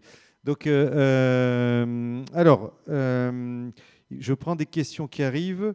Quelles sont les spécialités recherchées sur Agda pour faire les actions sur la data? Les spécialités recherchées. Est-ce que vous voyez ce que veut dire la personne? Est-ce que là, il parle de... Moi, je n'aurais pas dû vous la poser la question. Maryse, allez, pouvez-vous rappeler les références de la fiche C2E? Alors peut-être, ça vaut pour Rachid, ça c'est la fiche C2E? Alors ouais, la fiche, si on parle de la BAT-TH 116, celle qui permet de chercher l'accompagnement pour la GTB, c'est encore une fois la même chose, donc c'est cool. Elle s'appuie sur la même ISO. C'est celle qui permet de définir est-ce qu'on est en classe C, B ou A. Donc c'est un peu la même réponse que tout à l'heure. Cette fiche est liée à l'ISO 52120. Et le nom de la fiche, on a le nom de la fiche? BAT-TH 116. BAT-TH 116, voilà. Ça, c'est pour la réponse. En passant, il y a un booster sur cette fiche de 1,5 ou de 2, donc c'est très intéressant de réaliser. Alors théoriquement, ça s'arrête à la fin de l'année. Mais ce qu'il faut comprendre aussi, c'est qu'une fois que le décret BAC sera obligatoire, il n'y aura plus de C2E. Donc vous avez l'opportunité d'aller chercher un petit bout d'accompagnement avant 2025, parce qu'à partir du moment où ce sera obligatoire, il n'y aura plus de fiche C2E. Voilà. Je le rappelle parce qu'on a tendance à l'oublier. À bon entendeur, il faut y aller maintenant. Alors, je voulais aborder un sujet parce qu'il nous reste encore un petit peu de temps. On a parlé de data et pilotage. Et quand on dit data, on a de la donnée qui va dans tous les sens, des systèmes qui sont ouverts, connectés. Et donc, j'ai envie de parler un peu de cybersécurité. Parce que et puis on a aussi, je parle pour Rachid, finalement on a deux choses. On a des équipements qu'on met en place sur lesquels on sait qu'il peut y avoir des failles de sécurité. Ensuite, on met des logiciels aussi en place sur lesquels effectivement il peut y avoir aussi des failles de sécurité. Alors comment est-ce que vous, à la fois industriel, plateforme, bureau d'études, vous gérez ces éléments-là, d'autant plus que là, quand on parle pour les collectivités qui nous entendent, on est sur des bâtiments, c'est des bâtiments publics avec des infos qui sont hyper confidentielles certaines fois. Alors, c'est tout l'enjeu là. La cybersécurité, ça arrive vite. Dès qu'on parle de data, on parle de communication, donc potentiellement de failles. Il y a plusieurs façons de traiter ce sujet. On a des protocoles. J'ai parlé tout à l'heure du langage. Il faut qu'on parle tous le même langage. Il y a là des protocoles qui permettent d'aller chercher des standards de sécurisation, le KNX Secure, le BACnet Secure, et il y en a d'autres. Il y a aussi, effectivement, vous avez parlé des produits, le hardware va être important. Il faut s'assurer que le produit répond aux exigences. Mais ce qu'on oublie très souvent, c'est la mise en œuvre. Au même titre qu'il faut un pilote pour la GTB, pour la cybersécurité, il va falloir aussi non pas simplement des produits et des systèmes, mais une mise en œuvre qui répond à toutes les exigences de cyber. Donc pour l'instant, ce qu'on voit, c'est plutôt des clients qui ont tendance à dire « hop, les données, elles ne sortent pas de chez moi. Vous me créez un réseau indépendant pour la GTB, je ne mélange pas le réseau de la GTB avec mes données personnelles. » Mais je pense que dans le temps, ça ne tiendra pas, puisque comme je l'ai dit précédemment à plusieurs reprises, on va tout décloisonner. Peut-être que demain, l'ascenseur sera en lien avec une donnée de température, et quand j'appuierai sur le bon étage, ça autorisera le fonctionnement de la lumière sur l'étage. Je dis n'importe quoi, mais en tout cas, on ira dans ce sens-là. Donc les notions de cybersécurité, c'est aussi des questions qu'il faut se poser en amont. Et bien penser, il y a aussi là, on va retomber sur cette question de qui sait faire. Il y a là aussi des spécialistes qui pourront vous accompagner sur les questions à se poser et ce qu'il faut mettre en œuvre pour s'assurer une sécurité optimum sur vos bâtiments.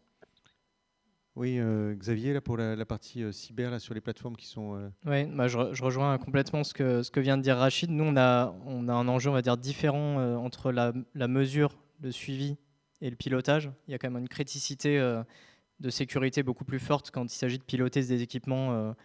Je donne un exemple sur l'agroalimentaire. Quand vous commencez à piloter du froid, forcément, la responsabilité et l'enjeu est quand même très différent.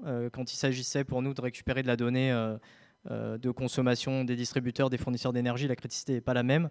En revanche, on a des acteurs privés, banques, etc., ou des collectivités qui nous ont beaucoup on va dire, fait évoluer là-dessus pour avoir dans l'hébergement, dans les serveurs, où sont les serveurs, comment ils sont sécurisés, quels protocoles sont utilisés de cryptage, etc. Voilà, tout ça, c'est évidemment des questions fondamentales. Il y a eu notamment pas mal sur la santé, sur les CHU en particulier. Ils ont été très touchés ces derniers temps par des attaques, donc ils sont particulièrement sensibles sur ces sujets en ce moment. Oui. Oui, et je crois qu'il y a un terme, Rachid, qui s'appelle Security by Design. Non, c'est pas ça sur les équipements. Ouais, il y a plein de termes. Ouais. On a des architectes cyber, security design. C'est ça. En gros, c'est se poser la question en amont et bâtir la bonne architecture pour éviter de se retrouver dans des situations délicates. Et encore une fois, tout ce qu'on dit, c'est toujours plein de bon sens, mais il faut en être sensible et se poser les questions le plus tôt possible. Madeleine, alors on avait dit aussi qu'on parlerait un peu, il y a plein de questions là, mais je vais les prendre. Benjamin m'envoie toutes les questions. On avait dit qu'on parlerait aussi de variabilité de la météo, un confort d'été qui peut y avoir. Et donc il y a aussi des solutions qui peuvent être, là on parle data et pilotage, mais aussi, il y a aussi des solutions qui peuvent être simples, hein, avec des brises-soleil, c'est-à-dire une bonne conception du bâtiment.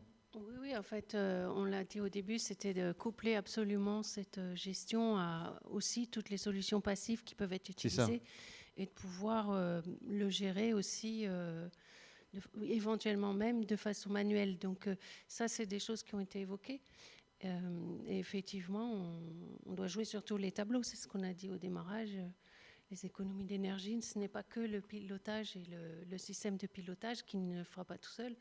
Et puis, c'est donc aussi l'ensemble, la combinaison de l'ensemble des leviers que l'on connaît, comme l'isolation, les solutions passives de brise-soleil, etc. Ouais. Mais même ces brises-soleil vont être gérées par la GTB et eux aussi vont rentrer dans le système. Enfin, ils sont gérés aujourd'hui, les brises-soleil, par la GTB ?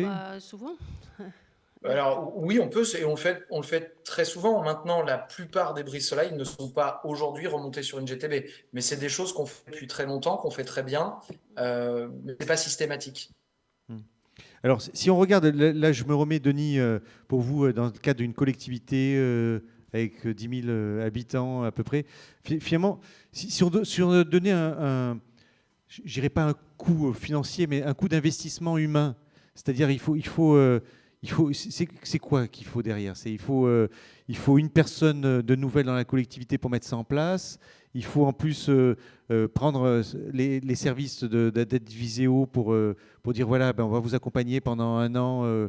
Mais sur quelles ressources vous allez donner? Il faut que Siemens aussi vienne installer les équipements. C'est quoi les ressources humaines qu'il faut derrière pour accompagner Denis et ses collectivités?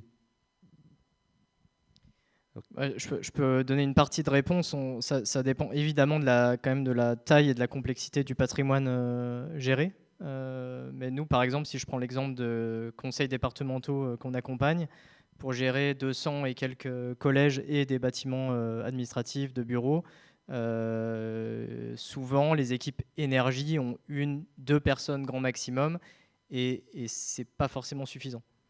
Donc, mais c'est déjà bien parce conseil départemental, il y a 1 ou 2 personnes qui gèrent les questions énergétiques, ouais, et ils ont malgré tout souvent besoin d'un accompagnement externe pour les seconder sur certaines missions. Donc ça peut être des missions d'audit ponctuels, par exemple, parce que 2 personnes ils vont pas s'amuser à faire les audits de tous les bâtiments, ou pour les aider au data management que j'évoquais tout à l'heure, pour les accompagner sur la lecture des données qui remontent de consommation. Puisque eux doivent se concentrer beaucoup sur l'accompagnement des chefs d'établissement, en l'occurrence des collèges par exemple, pour voir quelles actions ont été menées, sur le suivi des travaux, etc.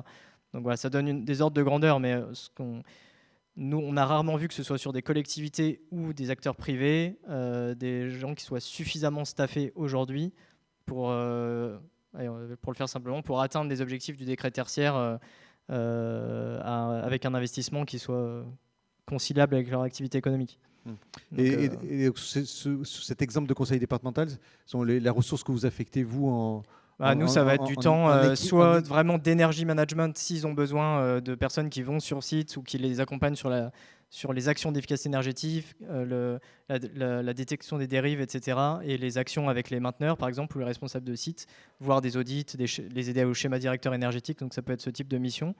Ou sinon, ça peut être des gens qui font vraiment que le data management. On déploie la plateforme, on déploie des objets connectés, et on va les aider on va aider ces économes de flux et ces conseillers en énergie partagée à lire les données et à les analyser. Oui. Amaury, sur les bâtiments que vous gérez, donc il y a aussi une formation aussi des personnes qui sont sur place, au-delà d'embaucher un énergie manager ou finalement un économe de flux, peu importe le nom qu'on peut lui donner. Il faut aussi former les usagers à toutes ces logiques-là, et aux nouveaux logiciels, aux solutions qu'ils vont utiliser. Oui, bien sûr. Il y a plusieurs mailles sur lesquelles travailler. Il y a en effet, à l'échelle du parc de bâtiments, on a besoin de personnes dans les collectivités, dans les services techniques pour prendre des grandes décisions. Mais on ne peut pas forcément se passer d'une personne référente, au moins, dans chaque bâtiment. C'est difficile de donner un ordre de grandeur, puisque chaque bâtiment va être différent, que ce soit par les usages, par les surfaces, et toutes les personnes n'auront pas la même affinité avec le bâtiment, n'auront pas forcément le même rapport. Cependant, il faut, pour que ça se passe bien, d'une façon générale, avoir une personne référente dans chaque bâtiment. C'est comme pour la voiture, il faut passer son permis. Donc il faut comprendre à peu près comment ça marche. On n'a pas besoin de comprendre tous les détails. Il y a peu de personnes qui savent, qui connaissent le fonctionnement de toute l'électronique et toute la mécanique dans une voiture, mais on a besoin de pouvoir prendre les quelques informations, les analyser et prendre des décisions. Également être référent pour les énergie managers, qui peuvent avoir plusieurs noms, qui seront dans les collectivités. Au sein de l'État, mes collègues dans le département patrimoine immobilier, donc qui s'occupent spécifiquement de la formation de l'État, en effet, ils ont un travail d'animation qui est de solliciter toutes ces personnes référentes, de les former, de les tenir au courant des différentes réglementations, des lois, etc. C'est un gros sujet, hein, il y a beaucoup de choses à faire à ce niveau-là. Que ce soit au niveau de l'État ou des collectivités, c'est difficile de trouver vraiment une personne référente du bâtiment. Du coup, ça dépend. On peut se retrouver avec des référents techniques maintenance qui vont prendre le sujet qui vont prendre le dossier, mais ça reste souvent malheureusement assez anecdotique par rapport au reste des missions. Alors une question, tiens Amaury, peut-être vous avez la réponse. Dans le cadre du décret tertiaire, quelle est la source la plus fiable pour remonter les données du bâtiment? Facture EDF, télérelève Enedis? Ça dépend. Ça dépend comment le bâtiment est chauffé. Si c'est une chaudière fuel, et ben dans ce cas, il faut récupérer les factures du fournisseur de fuel qui sont rangées dans un tiroir ou pas, peut-être qu'ils n'existent pas. C'est assez compliqué et comme on le disait tout à l'heure, des fois on ne peut pas s'affranchir d'un travail de fourmi qui est très long, qui consiste à faire le tour de tous les services, puisqu'on se rend compte qu'en fait les personnes qui vont gérer la technique du bâtiment, s'il y en a, ne sont pas les personnes qui payent les factures, ne sont pas les personnes qui vont ranger les factures. Donc voilà, il y a un peu ce tour du bâtiment, c'est très humain, c'est très long, c'est très compliqué. Quelle est la meilleure option? Ça dépend de comment échauffer le bâtiment, ça dépend de comment vous travaillez déjà naturellement. Il y a des solutions. C'est certain que si vous avez en place des systèmes comme ce qui est proposé par Adviseo, c'est quand même plus facile de faire un cliquer, exporter vers Operate, pour résumer, plutôt que d'aller éplucher toutes les factures. Des fois, ça peut être encore plus compliqué, c'est-à-dire que les factures, les points de livraison, il y a également des sujets sur les points de livraison. Des fois, on peut avoir des factures, mais qui ne différencient pas tel ou tel bâtiment, ce qui doit être fait sur la plateforme Operate. Ouais, donc là, il faut faire quoi? Il n'y a pas de... Quand c'est comme ça, quand on a une facture globale et avec... Et donc, effectivement, il faut aller sur place et ouais. il faut trouver la solution. Malheureusement, et ça c'est peut-être quelque chose qu'il faut arrêter de faire aussi, c'est de donner des définitions nationales qui vont s'appliquer aux quelques dizaines de millions de bâtiments qu'on a, qui sont très différents tous les uns des autres. Il y a quelques généralités, mais il n'y a pas de grande vérité. Donc malheureusement, on ne pourra pas s'empêcher d'un travail humain de fourmi et d'aller éplucher tout ça. Vous aviez une précision là-dessus, oui, sur... Non, je rejoins complètement ce qu'Amaury vient de dire. Je parlais aussi des énergies un peu plus exotiques tout à l'heure. Fuel, propane, bois, c'est des choses qui sont rarement digitalisées. Hein, donc on va les récupérer comme on faut trouver le bon interlocuteur, parfois appeler un fournisseur qui a, enfin j'exagère, mais qui a peut-être fermé sa société. Enfin, voilà, ça peut être des cas comme ça qu'on gère au quotidien pour avoir l'exhaustivité des données sur... Ce qu'il faut bien voir, c'est que sur le décret tertiaire, il faut cette exhaustivité. Hein, c'est ce qui est demandé. Il faut remonter la donnée sans arrêt en plus. Oui. Alors donc comment on fait? Alors après on met des équipements. Après nous ce qu'on fait, alors à part sur ces énergies particulières ou sur les cas où c'est pas digitalisé, c'est qu'on va récupérer en automatique les données de facturation des espaces fournisseurs. Et au fur et à mesure du temps de l'existence d'Adviseo, on a construit ce qu'on appelle ces connecteurs avec ces espaces. Et on a maintenant plus de 200 fournisseurs qu'on remonte automatiquement sur la plateforme. Et ensuite, on va mapper les factures. Donc, c'est un mapping des champs qui se fait avec une techno qui s'appelle OCR et qui permet de digitaliser tout ce qui est sur la facture. Rachid, effectivement, on peut avoir aussi effectivement des bâtiments avec des systèmes qui sont très anciens, des systèmes récents sur lesquels la GTB, on peut l'installer facilement, et puis d'autres systèmes sur lesquels les bâtiments sont plus anciens et la GTB, j'imagine, est plus difficile à installer. Donc, est-ce que vous, aujourd'hui, chez Siemens, vous avez ce parc de solutions qui permet de répondre un peu à tous les cas de figure? Oui. Alors, juste avant, il y a des fois une confusion entre GTB et supervision. Le superviseur, c'est quand on digitalise tout, on est devant son écran d'ordinateur et on voit en temps réel ce qui se passe. Ça, c'est simplement la partie supervision. Et quand on parle d'une GTB, gestion technique du bâtiment, un robinet thermostatique fait déjà partie de cette famille. Un thermostat fait déjà partie de cette famille. Donc les bâtiments les plus anciens, la contrainte, elle n'est pas tant sur l'équipement, elle est sur l'installation. Comment je reprends mon école, comment dans mon école je tire un bus? C'est compliqué, je ne vais pas faire des murs. On sait très bien que les élèves seront là parce qu'on ne va pas pouvoir faire tous les travaux de toutes les écoles avant 2030. Donc il faut trouver des solutions assez simples à installer et trouver le bon équilibre. Donc on a effectivement des gammes de solutions. J'ai entendu, je crois, tout à l'heure quelqu'un qui parlait de sans fil. C'est quelque chose, des capteurs sans fil qui se développent pour être le moins intrusif possible. Et globalement, voilà, on va avoir des gammes pour des petits bâtiments qui n'ont pas forcément besoin. C'est pas péjoratif hein, quand je dis petit, mais c'est quand on remonte que quelques points de données, on n'a pas besoin d'une grosse GTB. Donc on a des gammes adaptées en gros en fonction de la typologie de bâtiment ou des usages. Un hôpital ne sera pas traité de la même manière que du logement. Voilà, pour faire simple, oui, on a des gammes qui s'adaptent à l'utilisation et à l'utilité du bâtiment. La personne qui vient faire l'analyse dans le bâtiment, là, pour vous, c'est plutôt l'intégrateur électricien finalement, qui est l'opérateur qui va venir? Très souvent, très souvent. Alors on l'accompagne, mais très souvent, oui, l'intégrateur, c'est quelqu'un qui a des connaissances. Tout à l'heure, il y a eu la question, je crois, dans le chat, quel type de connaissances il faut? Il faut effectivement des connaissances en termes d'électricité, d'électronique, d'informatique, forcément un petit peu. Mais je crois que le plus important, c'est des compétences en CVC. Comment fonctionne une installation de chauffage? Comment fonctionne une installation de climatisation? Parce que si on ne comprend pas comment fonctionne une installation, on risque derrière, dans la mise en œuvre, de faire des erreurs. Donc pour moi, l'une des fonctions prioritaires, l'un des besoins prioritaires, c'est comprendre, avoir des notions fortes en CVC. Oui. Et donc l'intégrateur qui a cette double casquette souvent nous accompagne. Et je reviens à l'AMO, le bureau d'études pour ces fameuses petites communes, la question a été posée tout à l'heure, ça peut être aussi une bonne piste qui va venir faire des audits sur le patrimoine et proposer une évolution, encore une fois, hein, on fait comme on peut, petit à petit, gentiment, mais faire du pièce par pièce non communicant pour être de classe C, ça peut être des robinets thermostatiques. Déjà, il y a plein de bâtiments qui ont des radiateurs avec des vannes manuelles.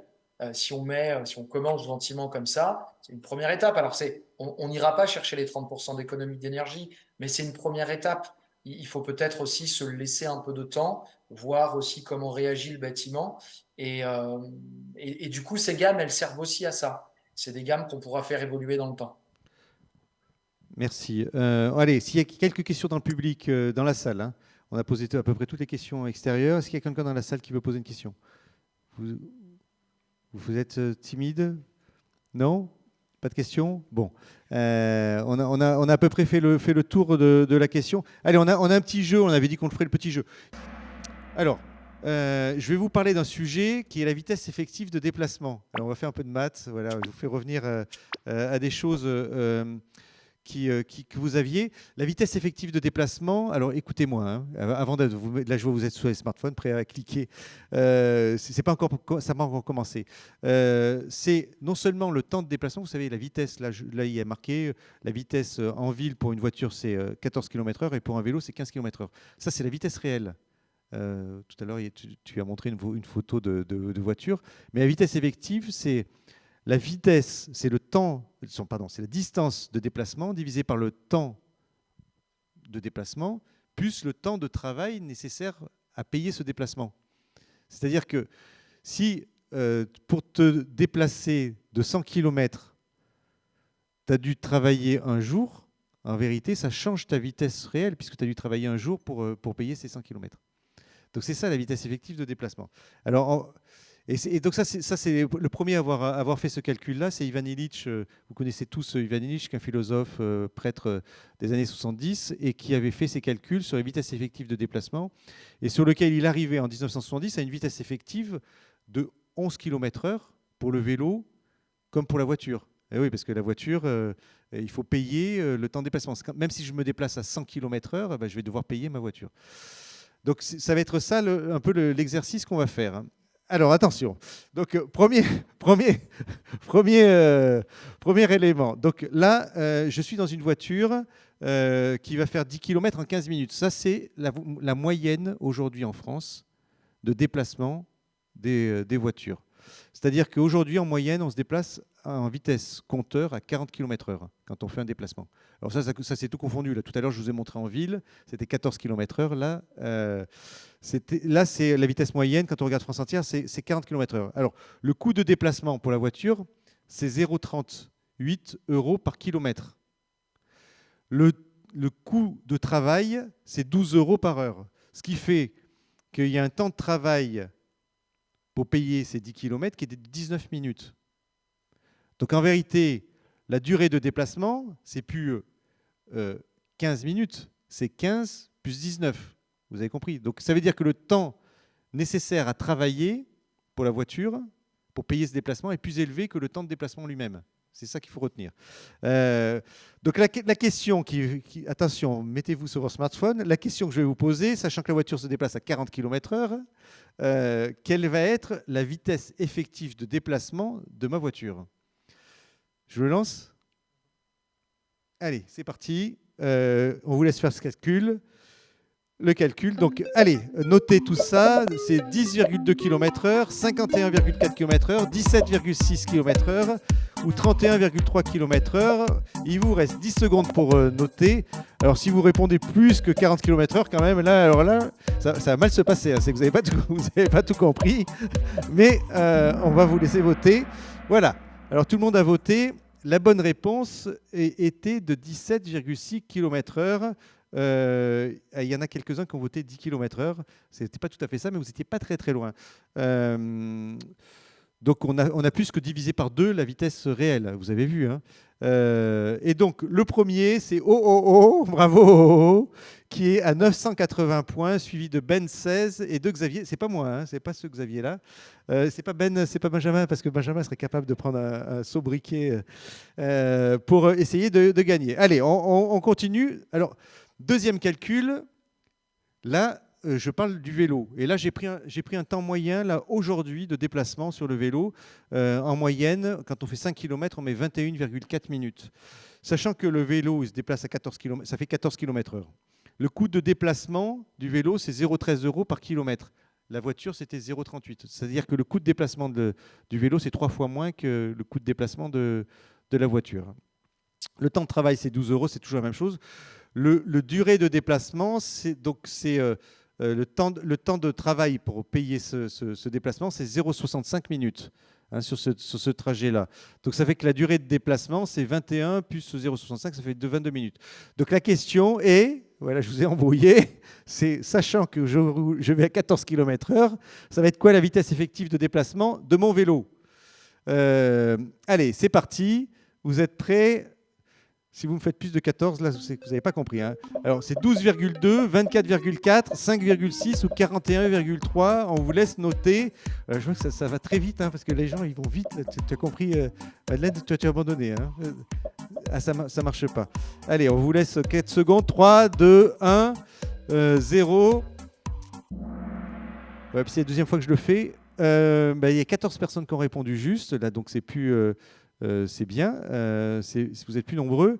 Et donc, effectivement, c'était, voilà, Xavier est passé en première place, c'est pas moi, ni Ben, GTB, ah voilà, c'est GTB. C'est peut-être Rachid, GTB, qui a pris c'est Rachid qui a pris ce pseudo, là, GTB. Ouais, c'est possible. C'est possible. On va revenir là sur l'écran.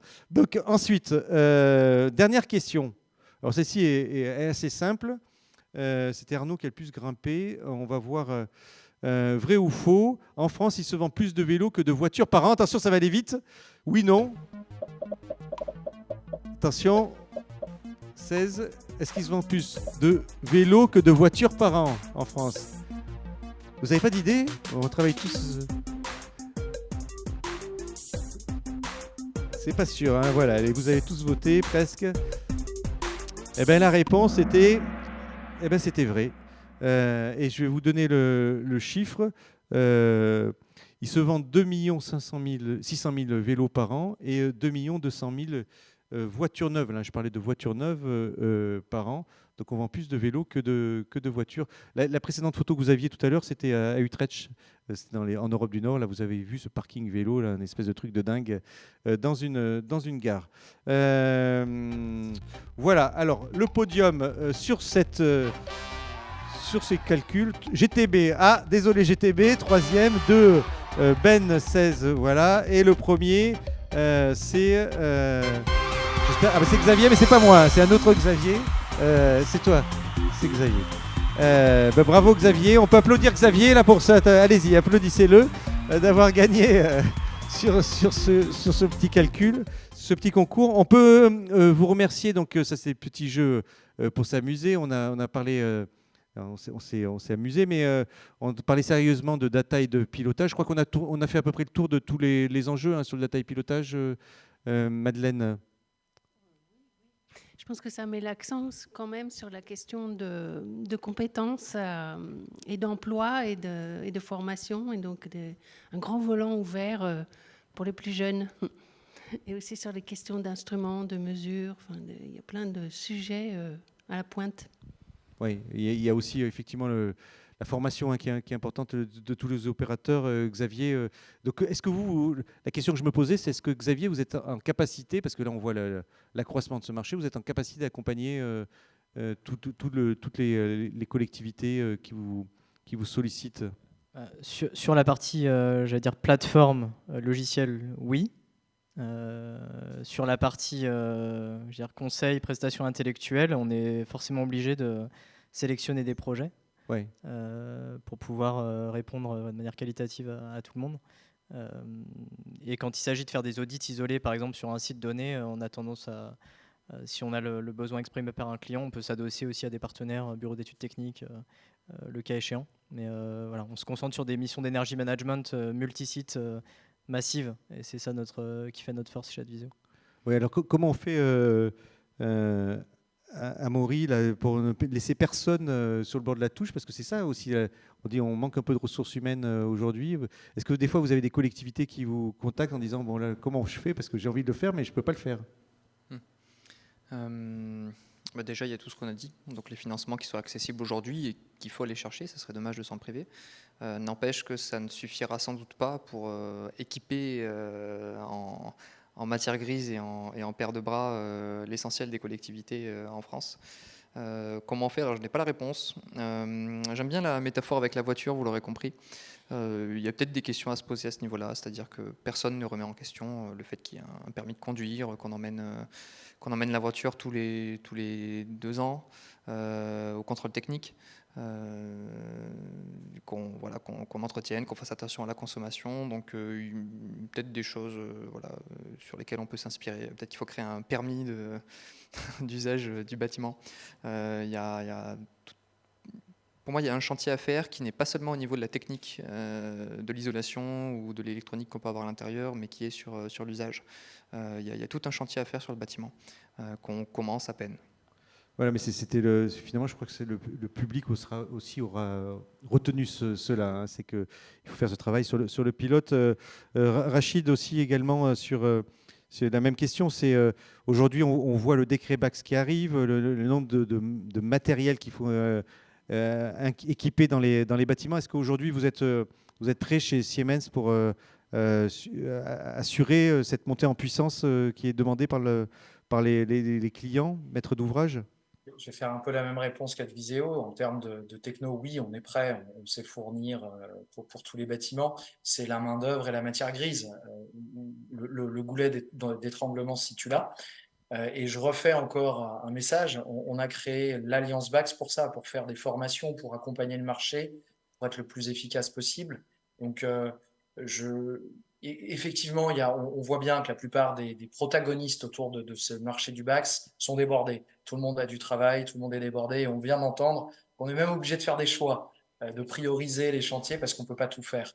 Donc, oui, il y a de la place pour les jeunes, venez vous former. Pour les femmes aussi, je crois qu'on a besoin d'attirer un public varié. Et la data va nous aider aussi à ça, parce que derrière aussi, l'idée, c'est quand même de faire des économies, certes, d'être dans le confort, certes, mais également de préserver la planète. Il y a ce message-là qui est nouveau, et je crois qu'il peut attirer des jeunes talents. Mais on a un chantier là aussi. Oui, on mettra. Il y avait sur vos diapos les coordonnées de l'Alliance BACS. Non, mais je peux vous la rajouter. Oui, on va les rajouter. Si vous les rajoutez sur le diapo, comme ça sera effectivement, si vous le souhaitez, hein. Ça sera pour le public. Et puis, dernière question, effectivement, merci. C'était intéressant aussi de vous avoir, Denis, parce que vous êtes les représentants là, des collectivités. Mais vous est-ce que vous avez aussi décidé de recruter en interne aussi pour accompagner vos collectivités avec des énergies managers ou équivalent, hein? On a effectivement décidé de recruter, mais on a beaucoup de mal à le faire. Ah, c'est ça. Et on recherche effectivement un technicien MDE pour aider nos collectivités adhérentes, notamment sur ces sujets-là. Mais c'est pas facile. C'est un technicien MDE, c'est ça, vous avez dit? C'est de la demande en énergie, de manière globale. Ok. Donc voilà, c'est un appel à candidature. Merci Denis d'avoir fait cet appel. On peut applaudir les conférenciers. Merci à vous toutes et tous.